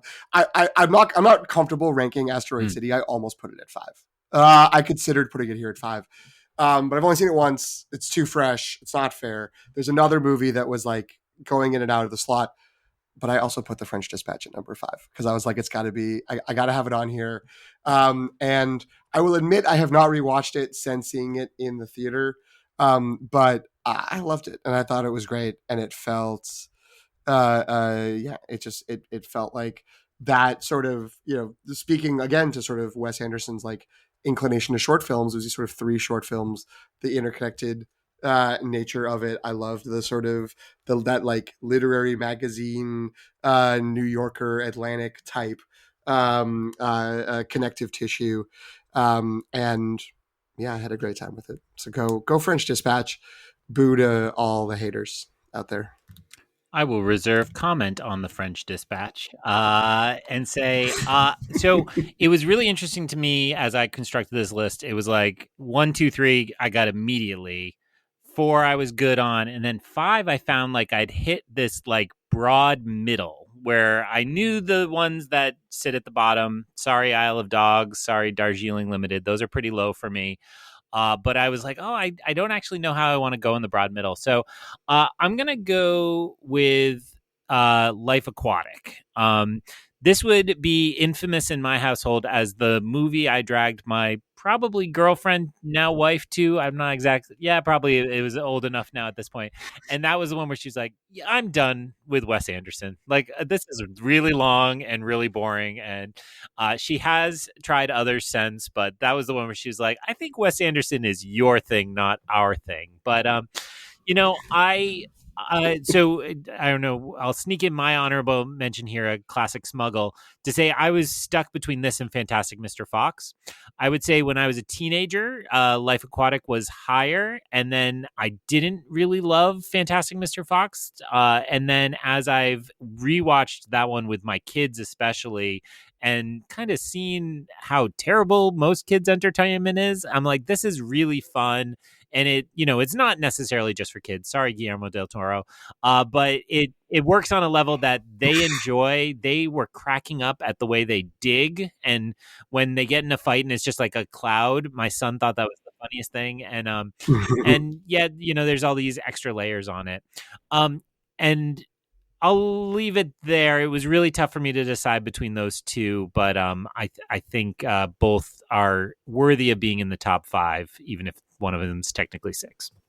Since oh, go ahead, Jen. I have both of those higher on my list, so Nice. I will be saying more about them later. Well, since we're here, I would say the movie I was wrestling with, it's like I almost put Life Aquatic instead of French Dispatch. That like in the sort of just like, well, what's the movie I've loved longer is obviously Life Aquatic because it's been out longer. But I'm with you. Although clearly it's different movies. Like I had a clear top 3 with a very obvious number 4, like slightly under that. And then it was just sort of like okay. 5 to what, 7 or 8 is kind of a muddle here. But Life And Aquatic was very I close also to did think, well, if mine. Asteroid City is good, I could totally see it here at number 5. I'm not sure I'm there yet, and like you said, it's not really fair to rank it yet, but could be someday in Just that range. yeah. That's a good segue to my number 4 Hey, because it's Asteroid City. I went there. Yes. I did it. Oh. And like, again, to give some context to my rationale is I kind of knew what both I had ideas about what both of you would pick, and I tried to zag instead of zig. Wow. So yeah, I think I've only seen this movie once. I'm putting it at my number 4. I really loved it. Maybe I'm biased because because I know people connected to the film. I have to acknowledge that, but I'd like to think that even so again, like, I think purposely French Dispatch at number 5 and Asteroid City at number 4 to me is because they're on a continuum in terms of like evolution of the type of film. And again, why if you hated French Dispatch, you're probably not gonna. There's probably gonna be too much in Asteroid City that you don't like, right? And I just feel like, maybe if the more I rewatch this, I'll reevaluate it. But I really feel like the more I watch this, the more I'm going to appreciate it, and the more layers I'm going to see, the more connections I'm going to see. Because even just from talking to you two today, I'm already thinking about more, and so I feel like it's just going to keep growing on me. So I'm pretty happy putting that at my number 4. I love it. I will just note that I have seen, random anonymous people online, but I've seen random anonymous people online who are like, I really liked Asteroid City after hating the French Dispatch, which feels very weird to me. A, because why would you ever hate the French Dispatch? It's wonderful. But B, they do feel pretty like of a piece. It's not surprising one kind of flowed into the other. But that's great. I love that call, Jen. That's good. Again, as Greg was saying, it has a bug-eyed claymation alien. Like, what? It does. So even if you don't care about all of the stuff we've been talking about for like 2 hours, like, come on, there's pure and the kid who keeps daring everybody. Like, this movie is hilarious. Steve Carell's That's land gag. Like we've skipped the vending lot of machine. the humor, but there's machine. a lot of fun stuff in here. There are multiple times. It's because one time it's Steve Carell, the other times it's Scarlett Johansson's character's bodyguard. Are there just characters like lurk in the side of the frame and then disappear? And like it's so funny. And like it played in our theater. Like people really laughed. My number 4 is previously mentioned, The Fantastic Mr. Fox. I think it is. It's so charming. It's so well done. It was, there's a degree to which maybe if there are people who are like, I personally didn't care that much for Isle of Dogs, unfortunately. But the people who didn't like Isle of Dogs and then didn't like French Dispatch, who were like, Wes Anderson, where did he go? That's kind of where I was after Darjeeling Limited. I was a little bit like, I don't know, Life Aquatic I really enjoy. I got why people push back on it. And then Darjeeling was its own thing. And so this could be something was like, Wes Anderson isn't fading away. Like he's back and he's back so strong.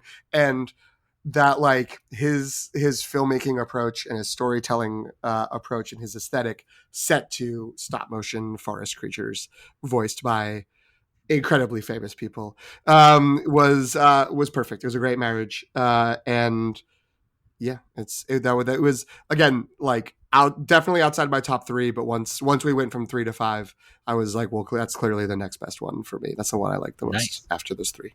Also, the way they eat, like a Muppet, like it's so good. The wolf that lurks off in the distance. It's great. I will just throw in that my co-host on my Wheel of Time podcast, Through the Glass Columns, available wherever you get fine podcasts, hates Wes Anderson, and we tease each other relentlessly about these opinions, but he will only stomach Fantastic Mr. Fox. And I think that's he hates how constructed and twee everything is, but in the context of an animated movie, it works and can win some of these haters over. So So his Wes Anderson rankings are 1, Fantastic Mr. Fox, Fenway 2, tie. everything else I mean, he'll tied never see in last Asteroid place. City. Yeah. When he heard I'd been twice, by the time I'd seen him on Friday, he was like, "I don't understand your life." So we'll work through it. Any good podcast hosts eventually go to couples therapy together. So.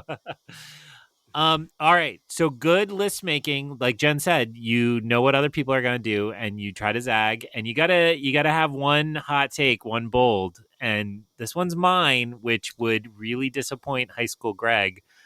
Coming in only at number 4 is Rushmore, very low, and I was surprised. Wow. And I will say, it holds a very special place in my heart. I think this is a film that taught me to be somebody who cared about film, right? And taught me that it doesn't just have to be simple storytelling. There's more to what you can do here.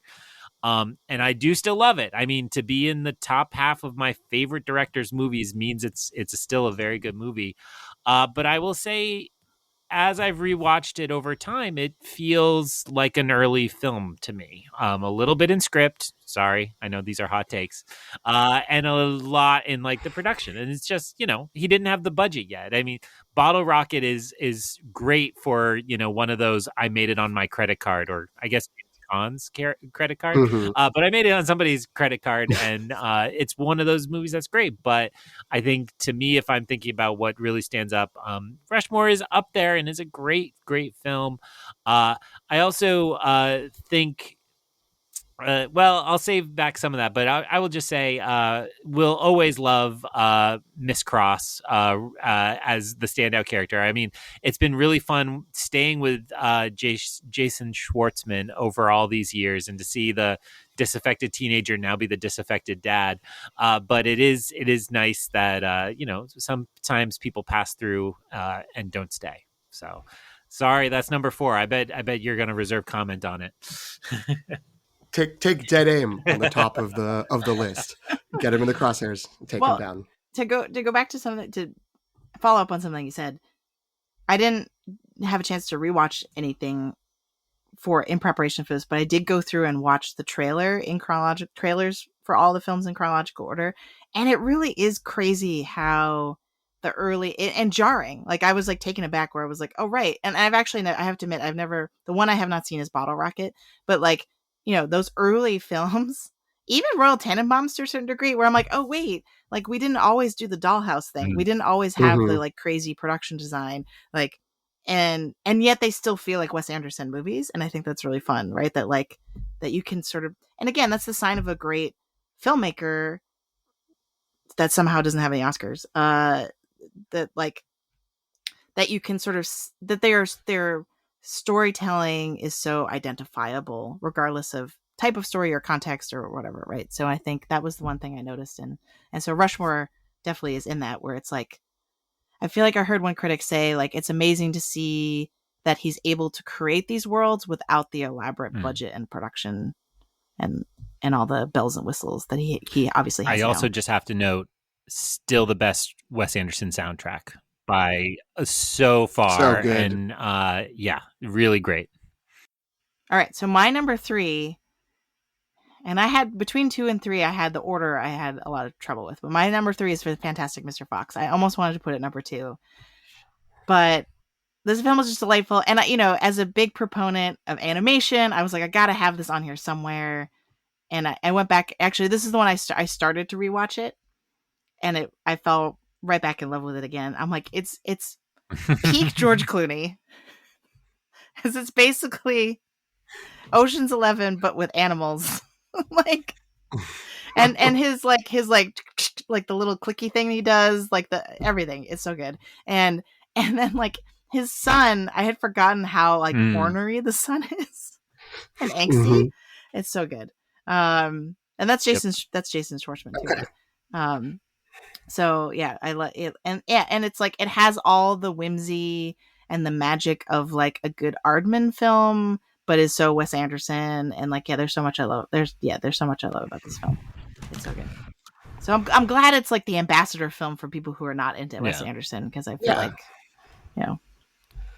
I think that makes sense. It's a welcome mat of a way to lead people into the wider world.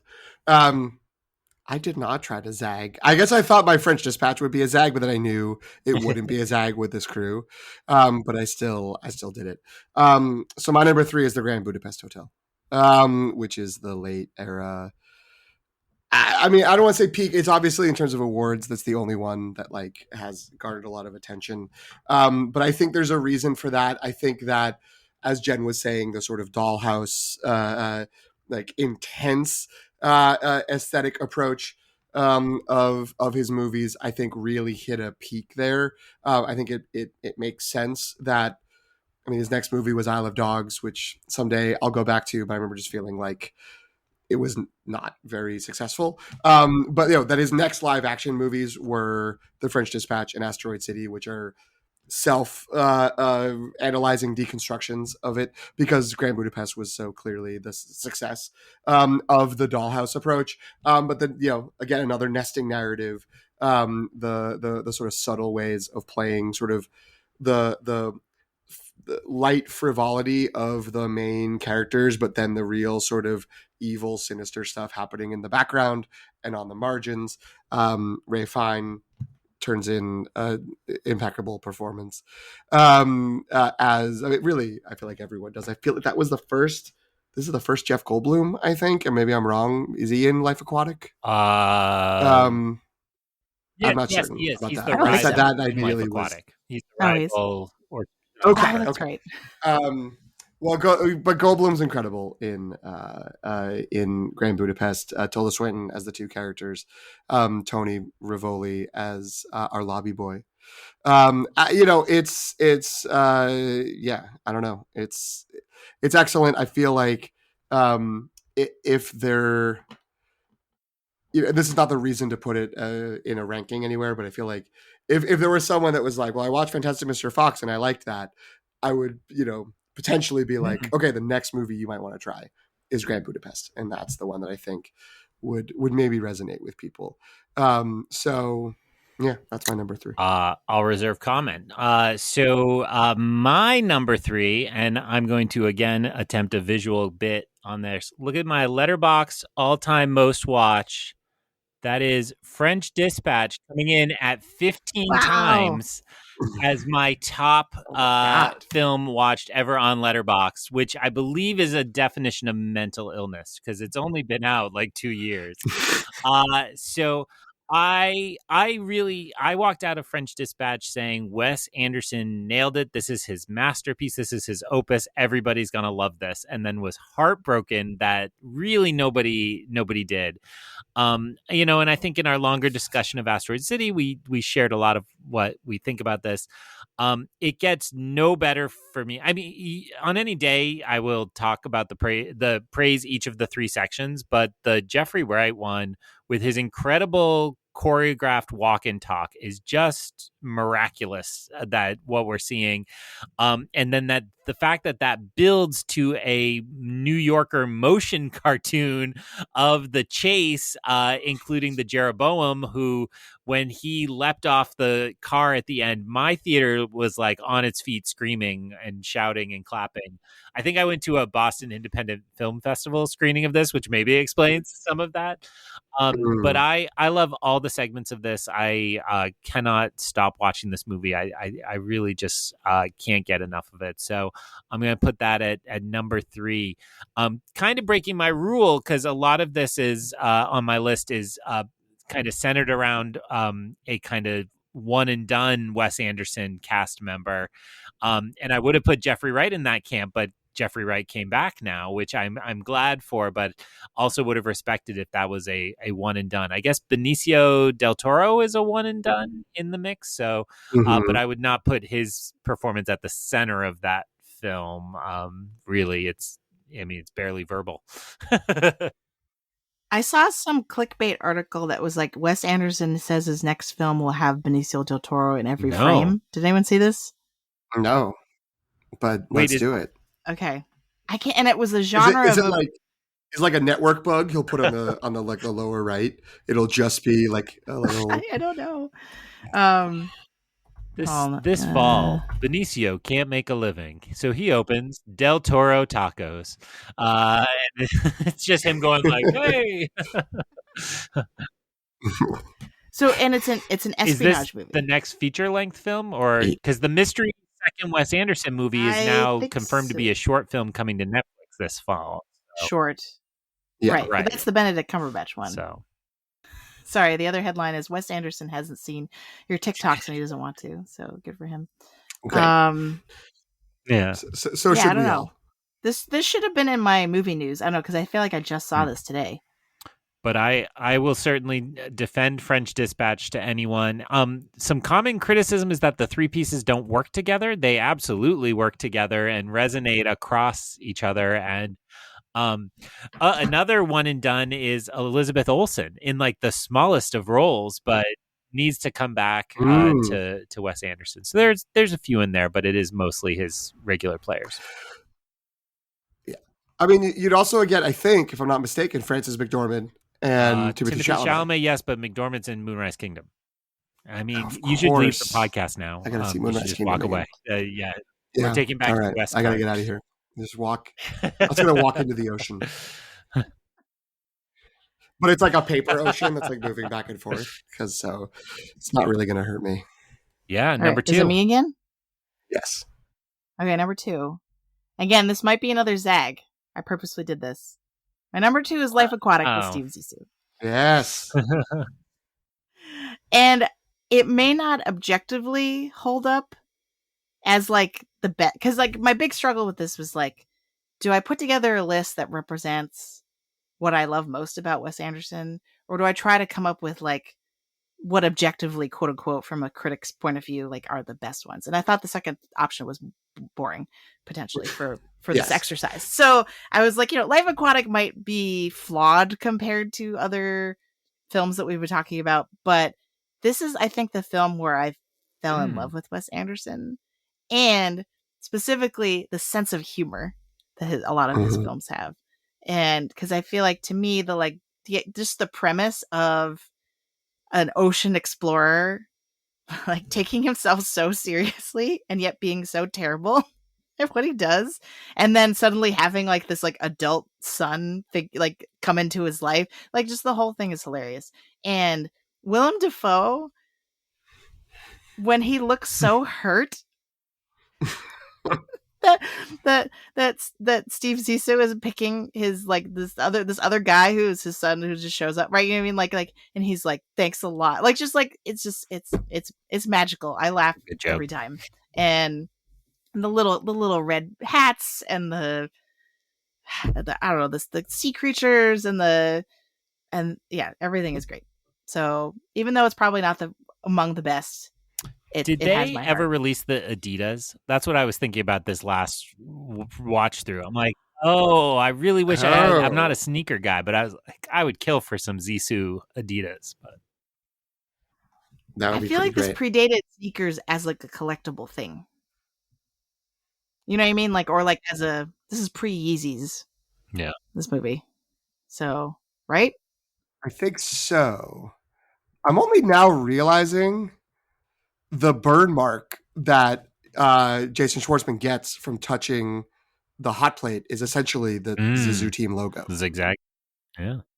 Like, I don't, I'm only now thinking that, but it is. It's like 3 Z's on That's top amazing. of it. So again, I did a rewatch leading up to Asteroid City, and I had not ever appreciated the joke, this genius joke where the submarine on the boat is named Jacqueline, his ex-wife, and it's crossed out and called Deep Search, and then he has the matching tattoo that he crossed out Jacqueline and wrote Deep Search, so he has a tattoo to a submarine on his arm.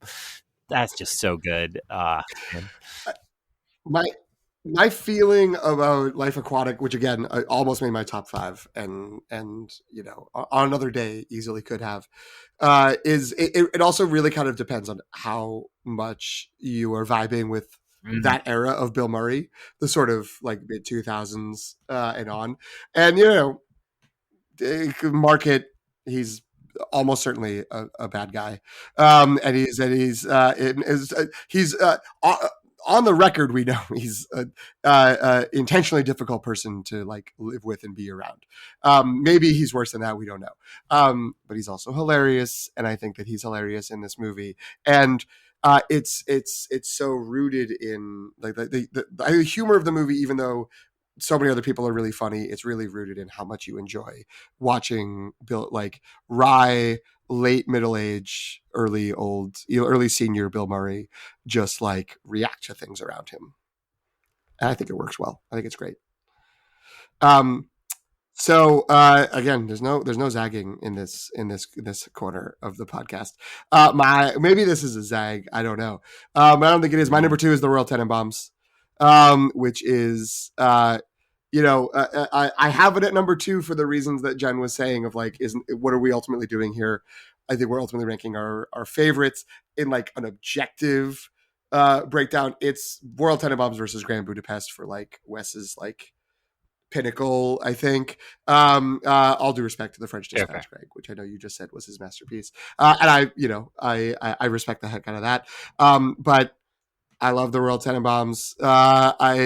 What Greg was saying earlier about how it's really the first 3. I mean, Life Aquatic is also when I think a lot of the sort of Wes Anderson control or approach maybe was really getting super prominent.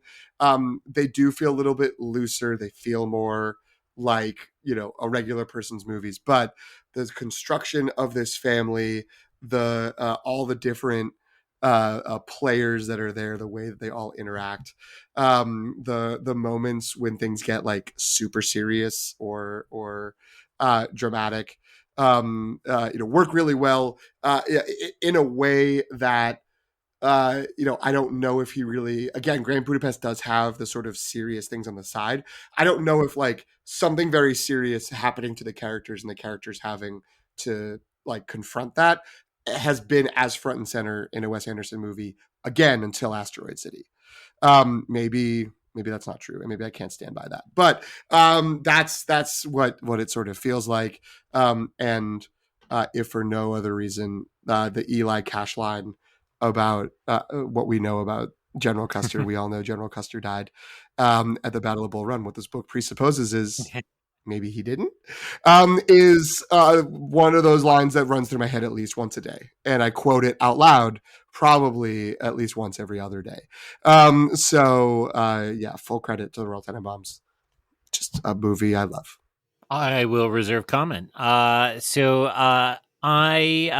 is my number 2 is Grand Budapest. And I just think that I didn't know how good Ralph Fiennes was going to be with Wes Anderson, and it is absolutely a bravura performance. Should have been nominated. I mean, we were just talking about, the acting nominations not ever happening, but it's such a rich performance, and just like the when we first meet Lobby Boy and they walk across the lobby, and I noticed this time it's a one long take, and all these people pop in, and it's guest employee, and he switches demeanor to the two sides, but then responds to each employee in a very different tone within that. So you see that he's like orchestrating this at a level you can't believe. And, I'm interested to know why he hasn't come back to Wes Anderson, because he was so good. But also it seems to be maybe a guy who doesn't like small parts, or so that's a hypothesis. But I love that. I love the frame narratives. This made me read a lot of Stefan Zweig and opened me up to his writing, which is really incredible. He wrote a memoir just essentially about what Prague was like before the war, and it's written shortly before he commits suicide in Argentina in exile from World War II, and it's just this like really beautiful elegiac piece. And so I think there's always a little bit of framing, Alec Baldwin in Royal Tenenbaums and such, but the curtain in Rushmore. But this to me is it was a real advancement of that, and I think it was really disorienting the first time I saw it, where you go the girl at the grave, and then the television special, and then Jude Law, which forget he's in this. Jude Law, and That's right. then, or sorry, yeah, Jude Law and F. Murray Abraham, and then all the way back to the actual. And it's just wonderful. I just will shout out the production design of the way the hotel looks in the 80s or so with the like fallen Soviet kind of style republic. It's so well done and just gives you that real sense of how fallen the world is and how terrible that is.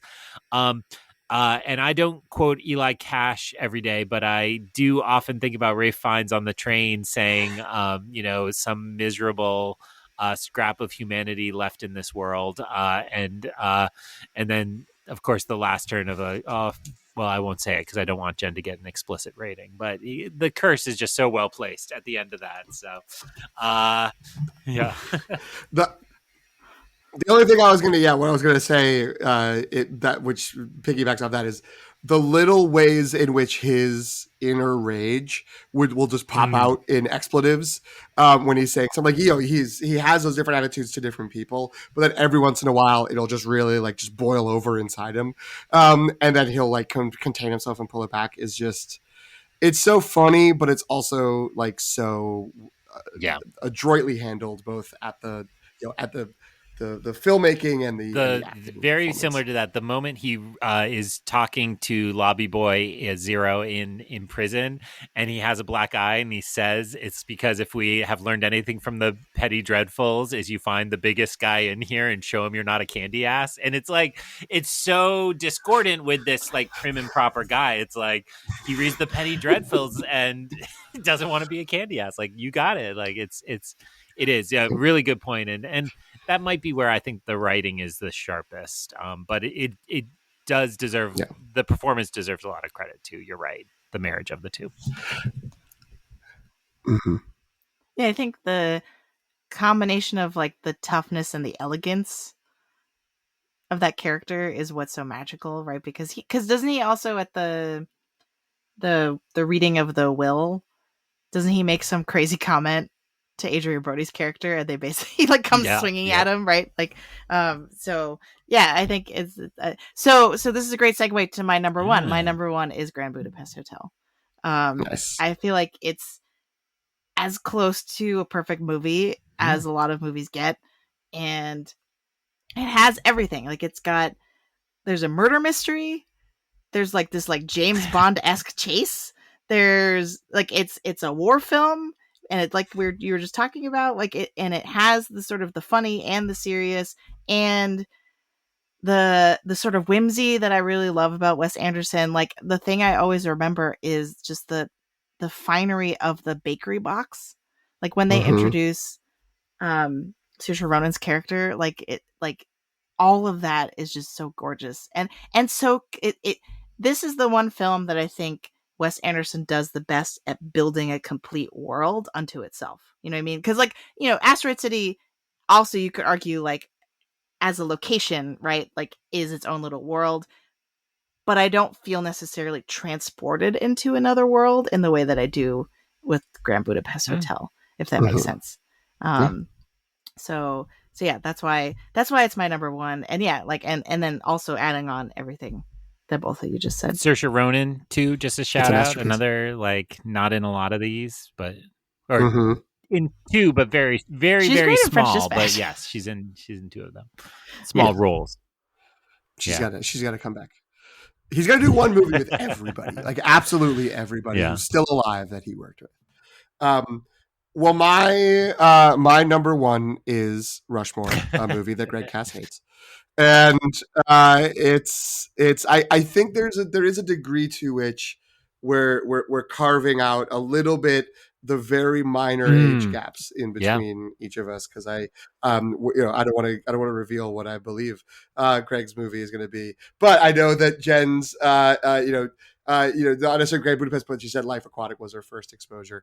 I went to see Rushmore. It was one of those things where it was like, it was a bunch of people. We were on a trip. It was spring break. I was in college, and we were just sort of like, we're going to the movies. We're not going to see a movie. Like, we're going to the movies.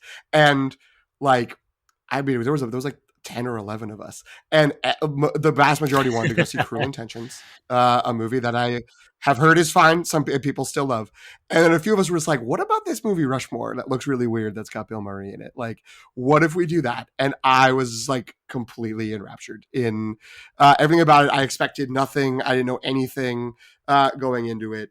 And the voice and everything Greg said earlier about it being rough around the edges and feeling like an early movie, like in some ways the first movie like Bottle Rocket exists, but that is a sort of, I think, hyper indie movie.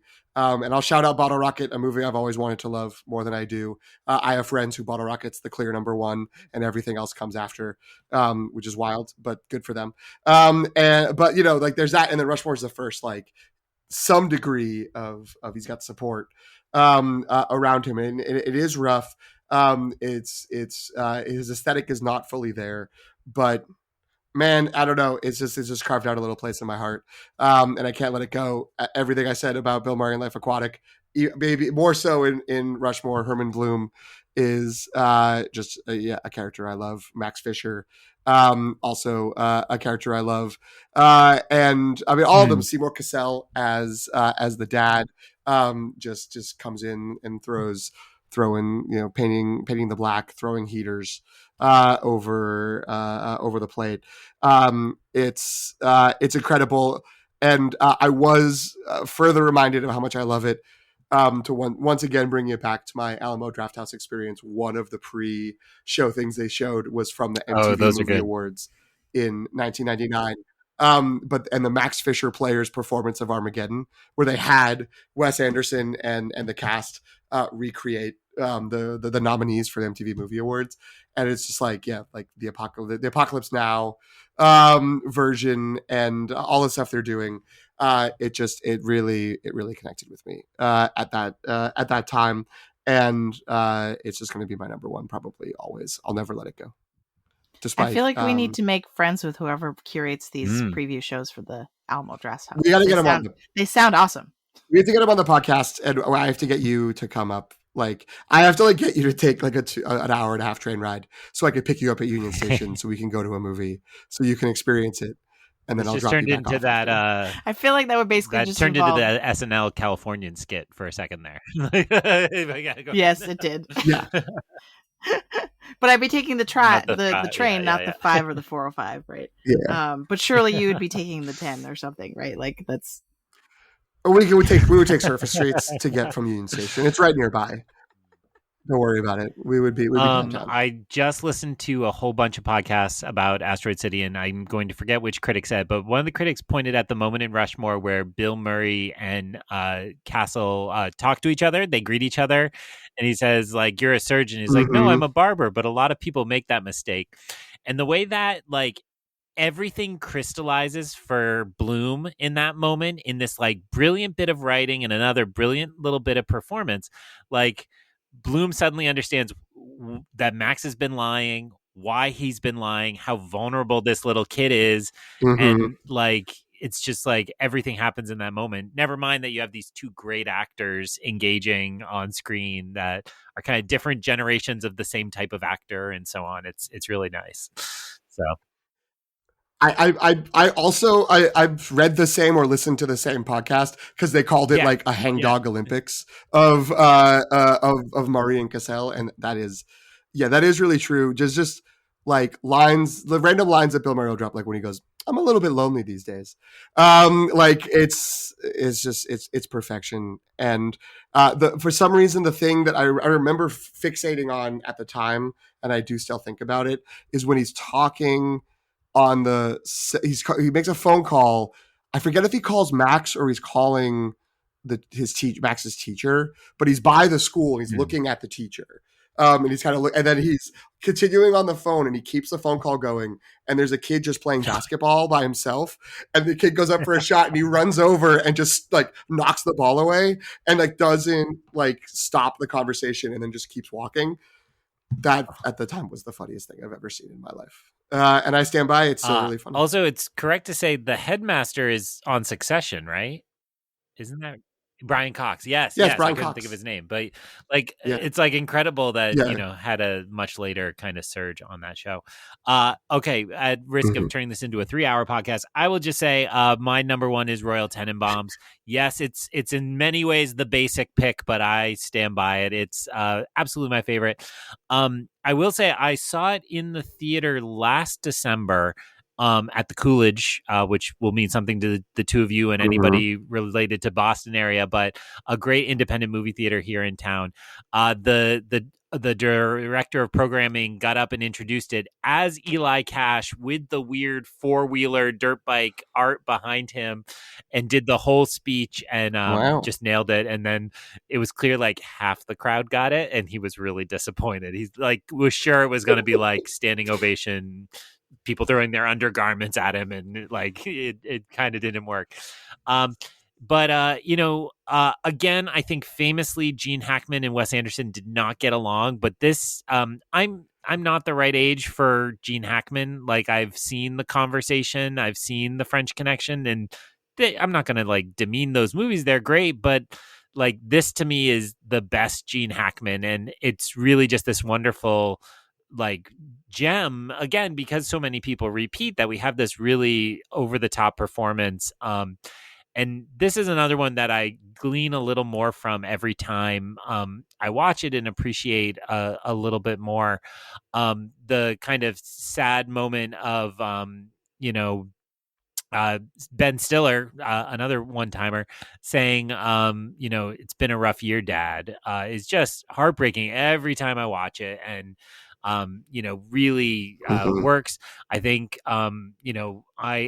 PT is right. We're discovering our when we discovered West generation mapping here. And I'm sure, most guys my age who saw this as nerdy teenagers are in love with Margot Tenenbaum, not Gwyneth Paltrow, but Margot Tenenbaum specifically. I think it just imprinted on the psyches of all of us.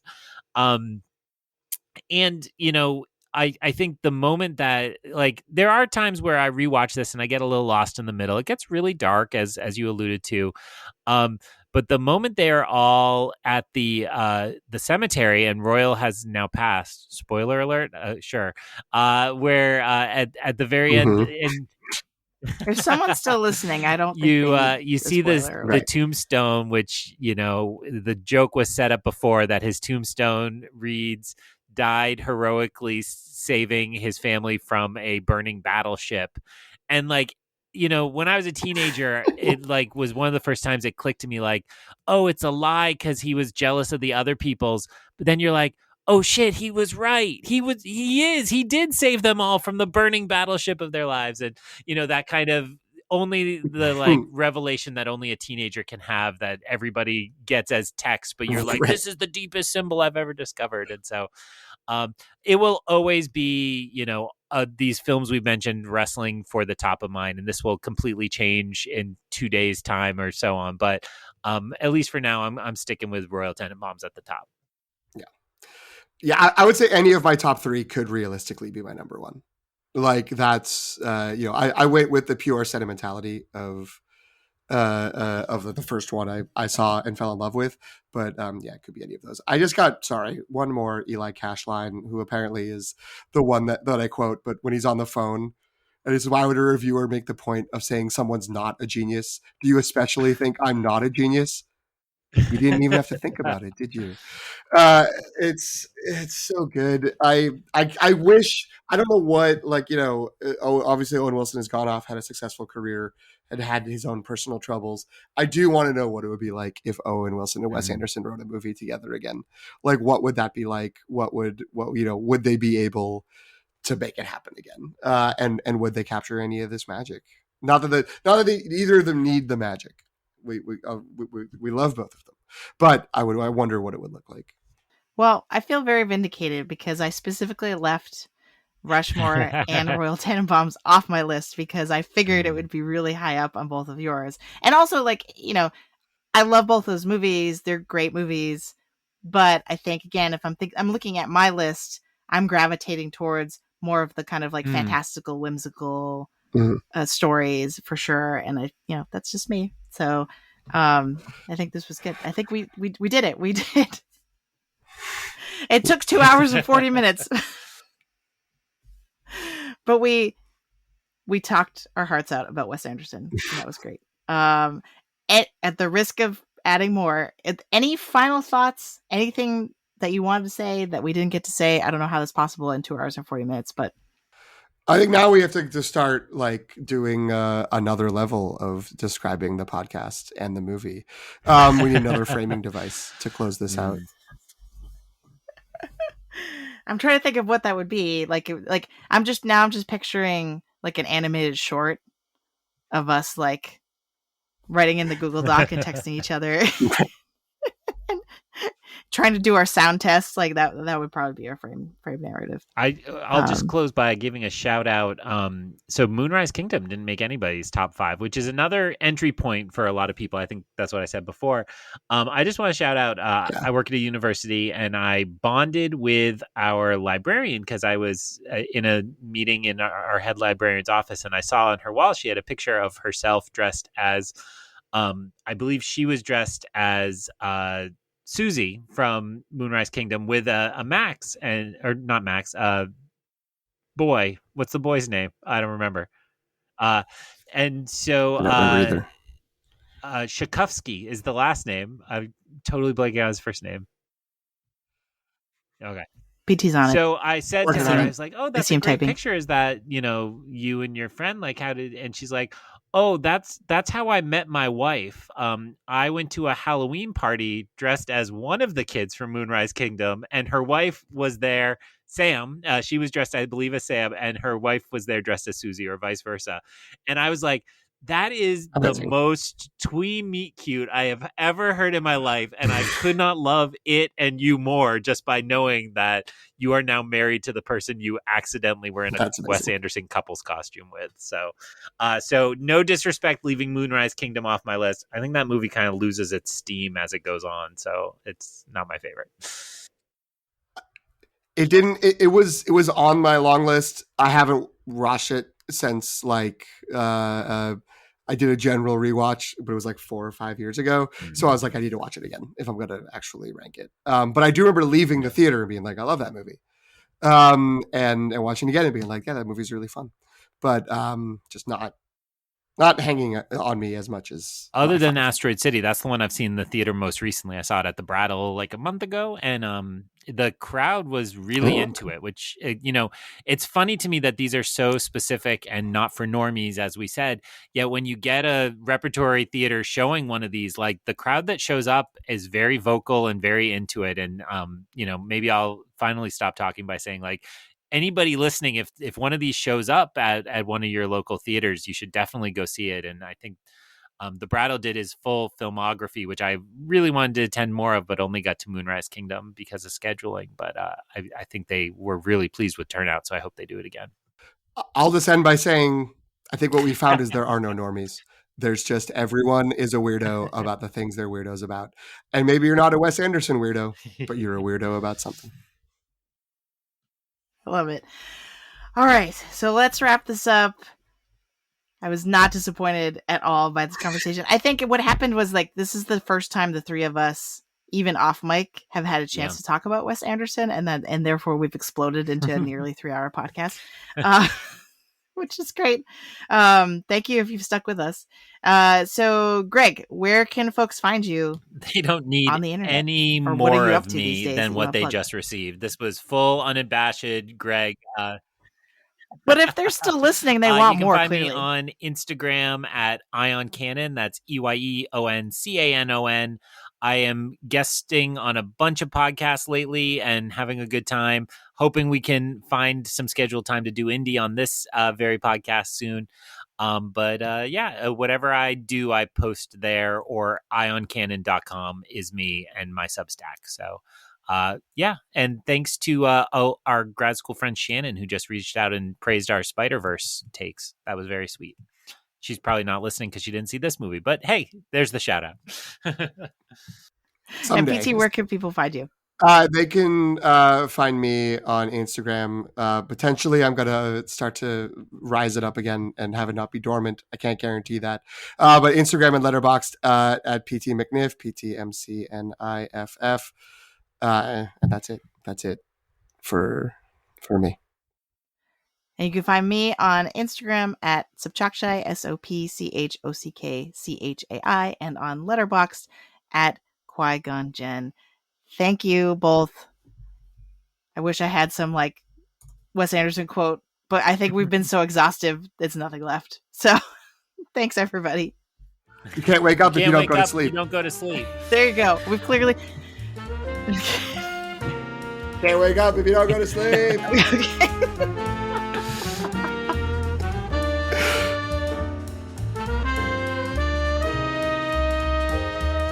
Thank you for listening. You can follow The Long Take on Substack at thelongtake.substack.com. Subscribe for free to receive reviews of films with Oscar buzz, as well as new films and series from pop franchises like Star Wars and Marvel.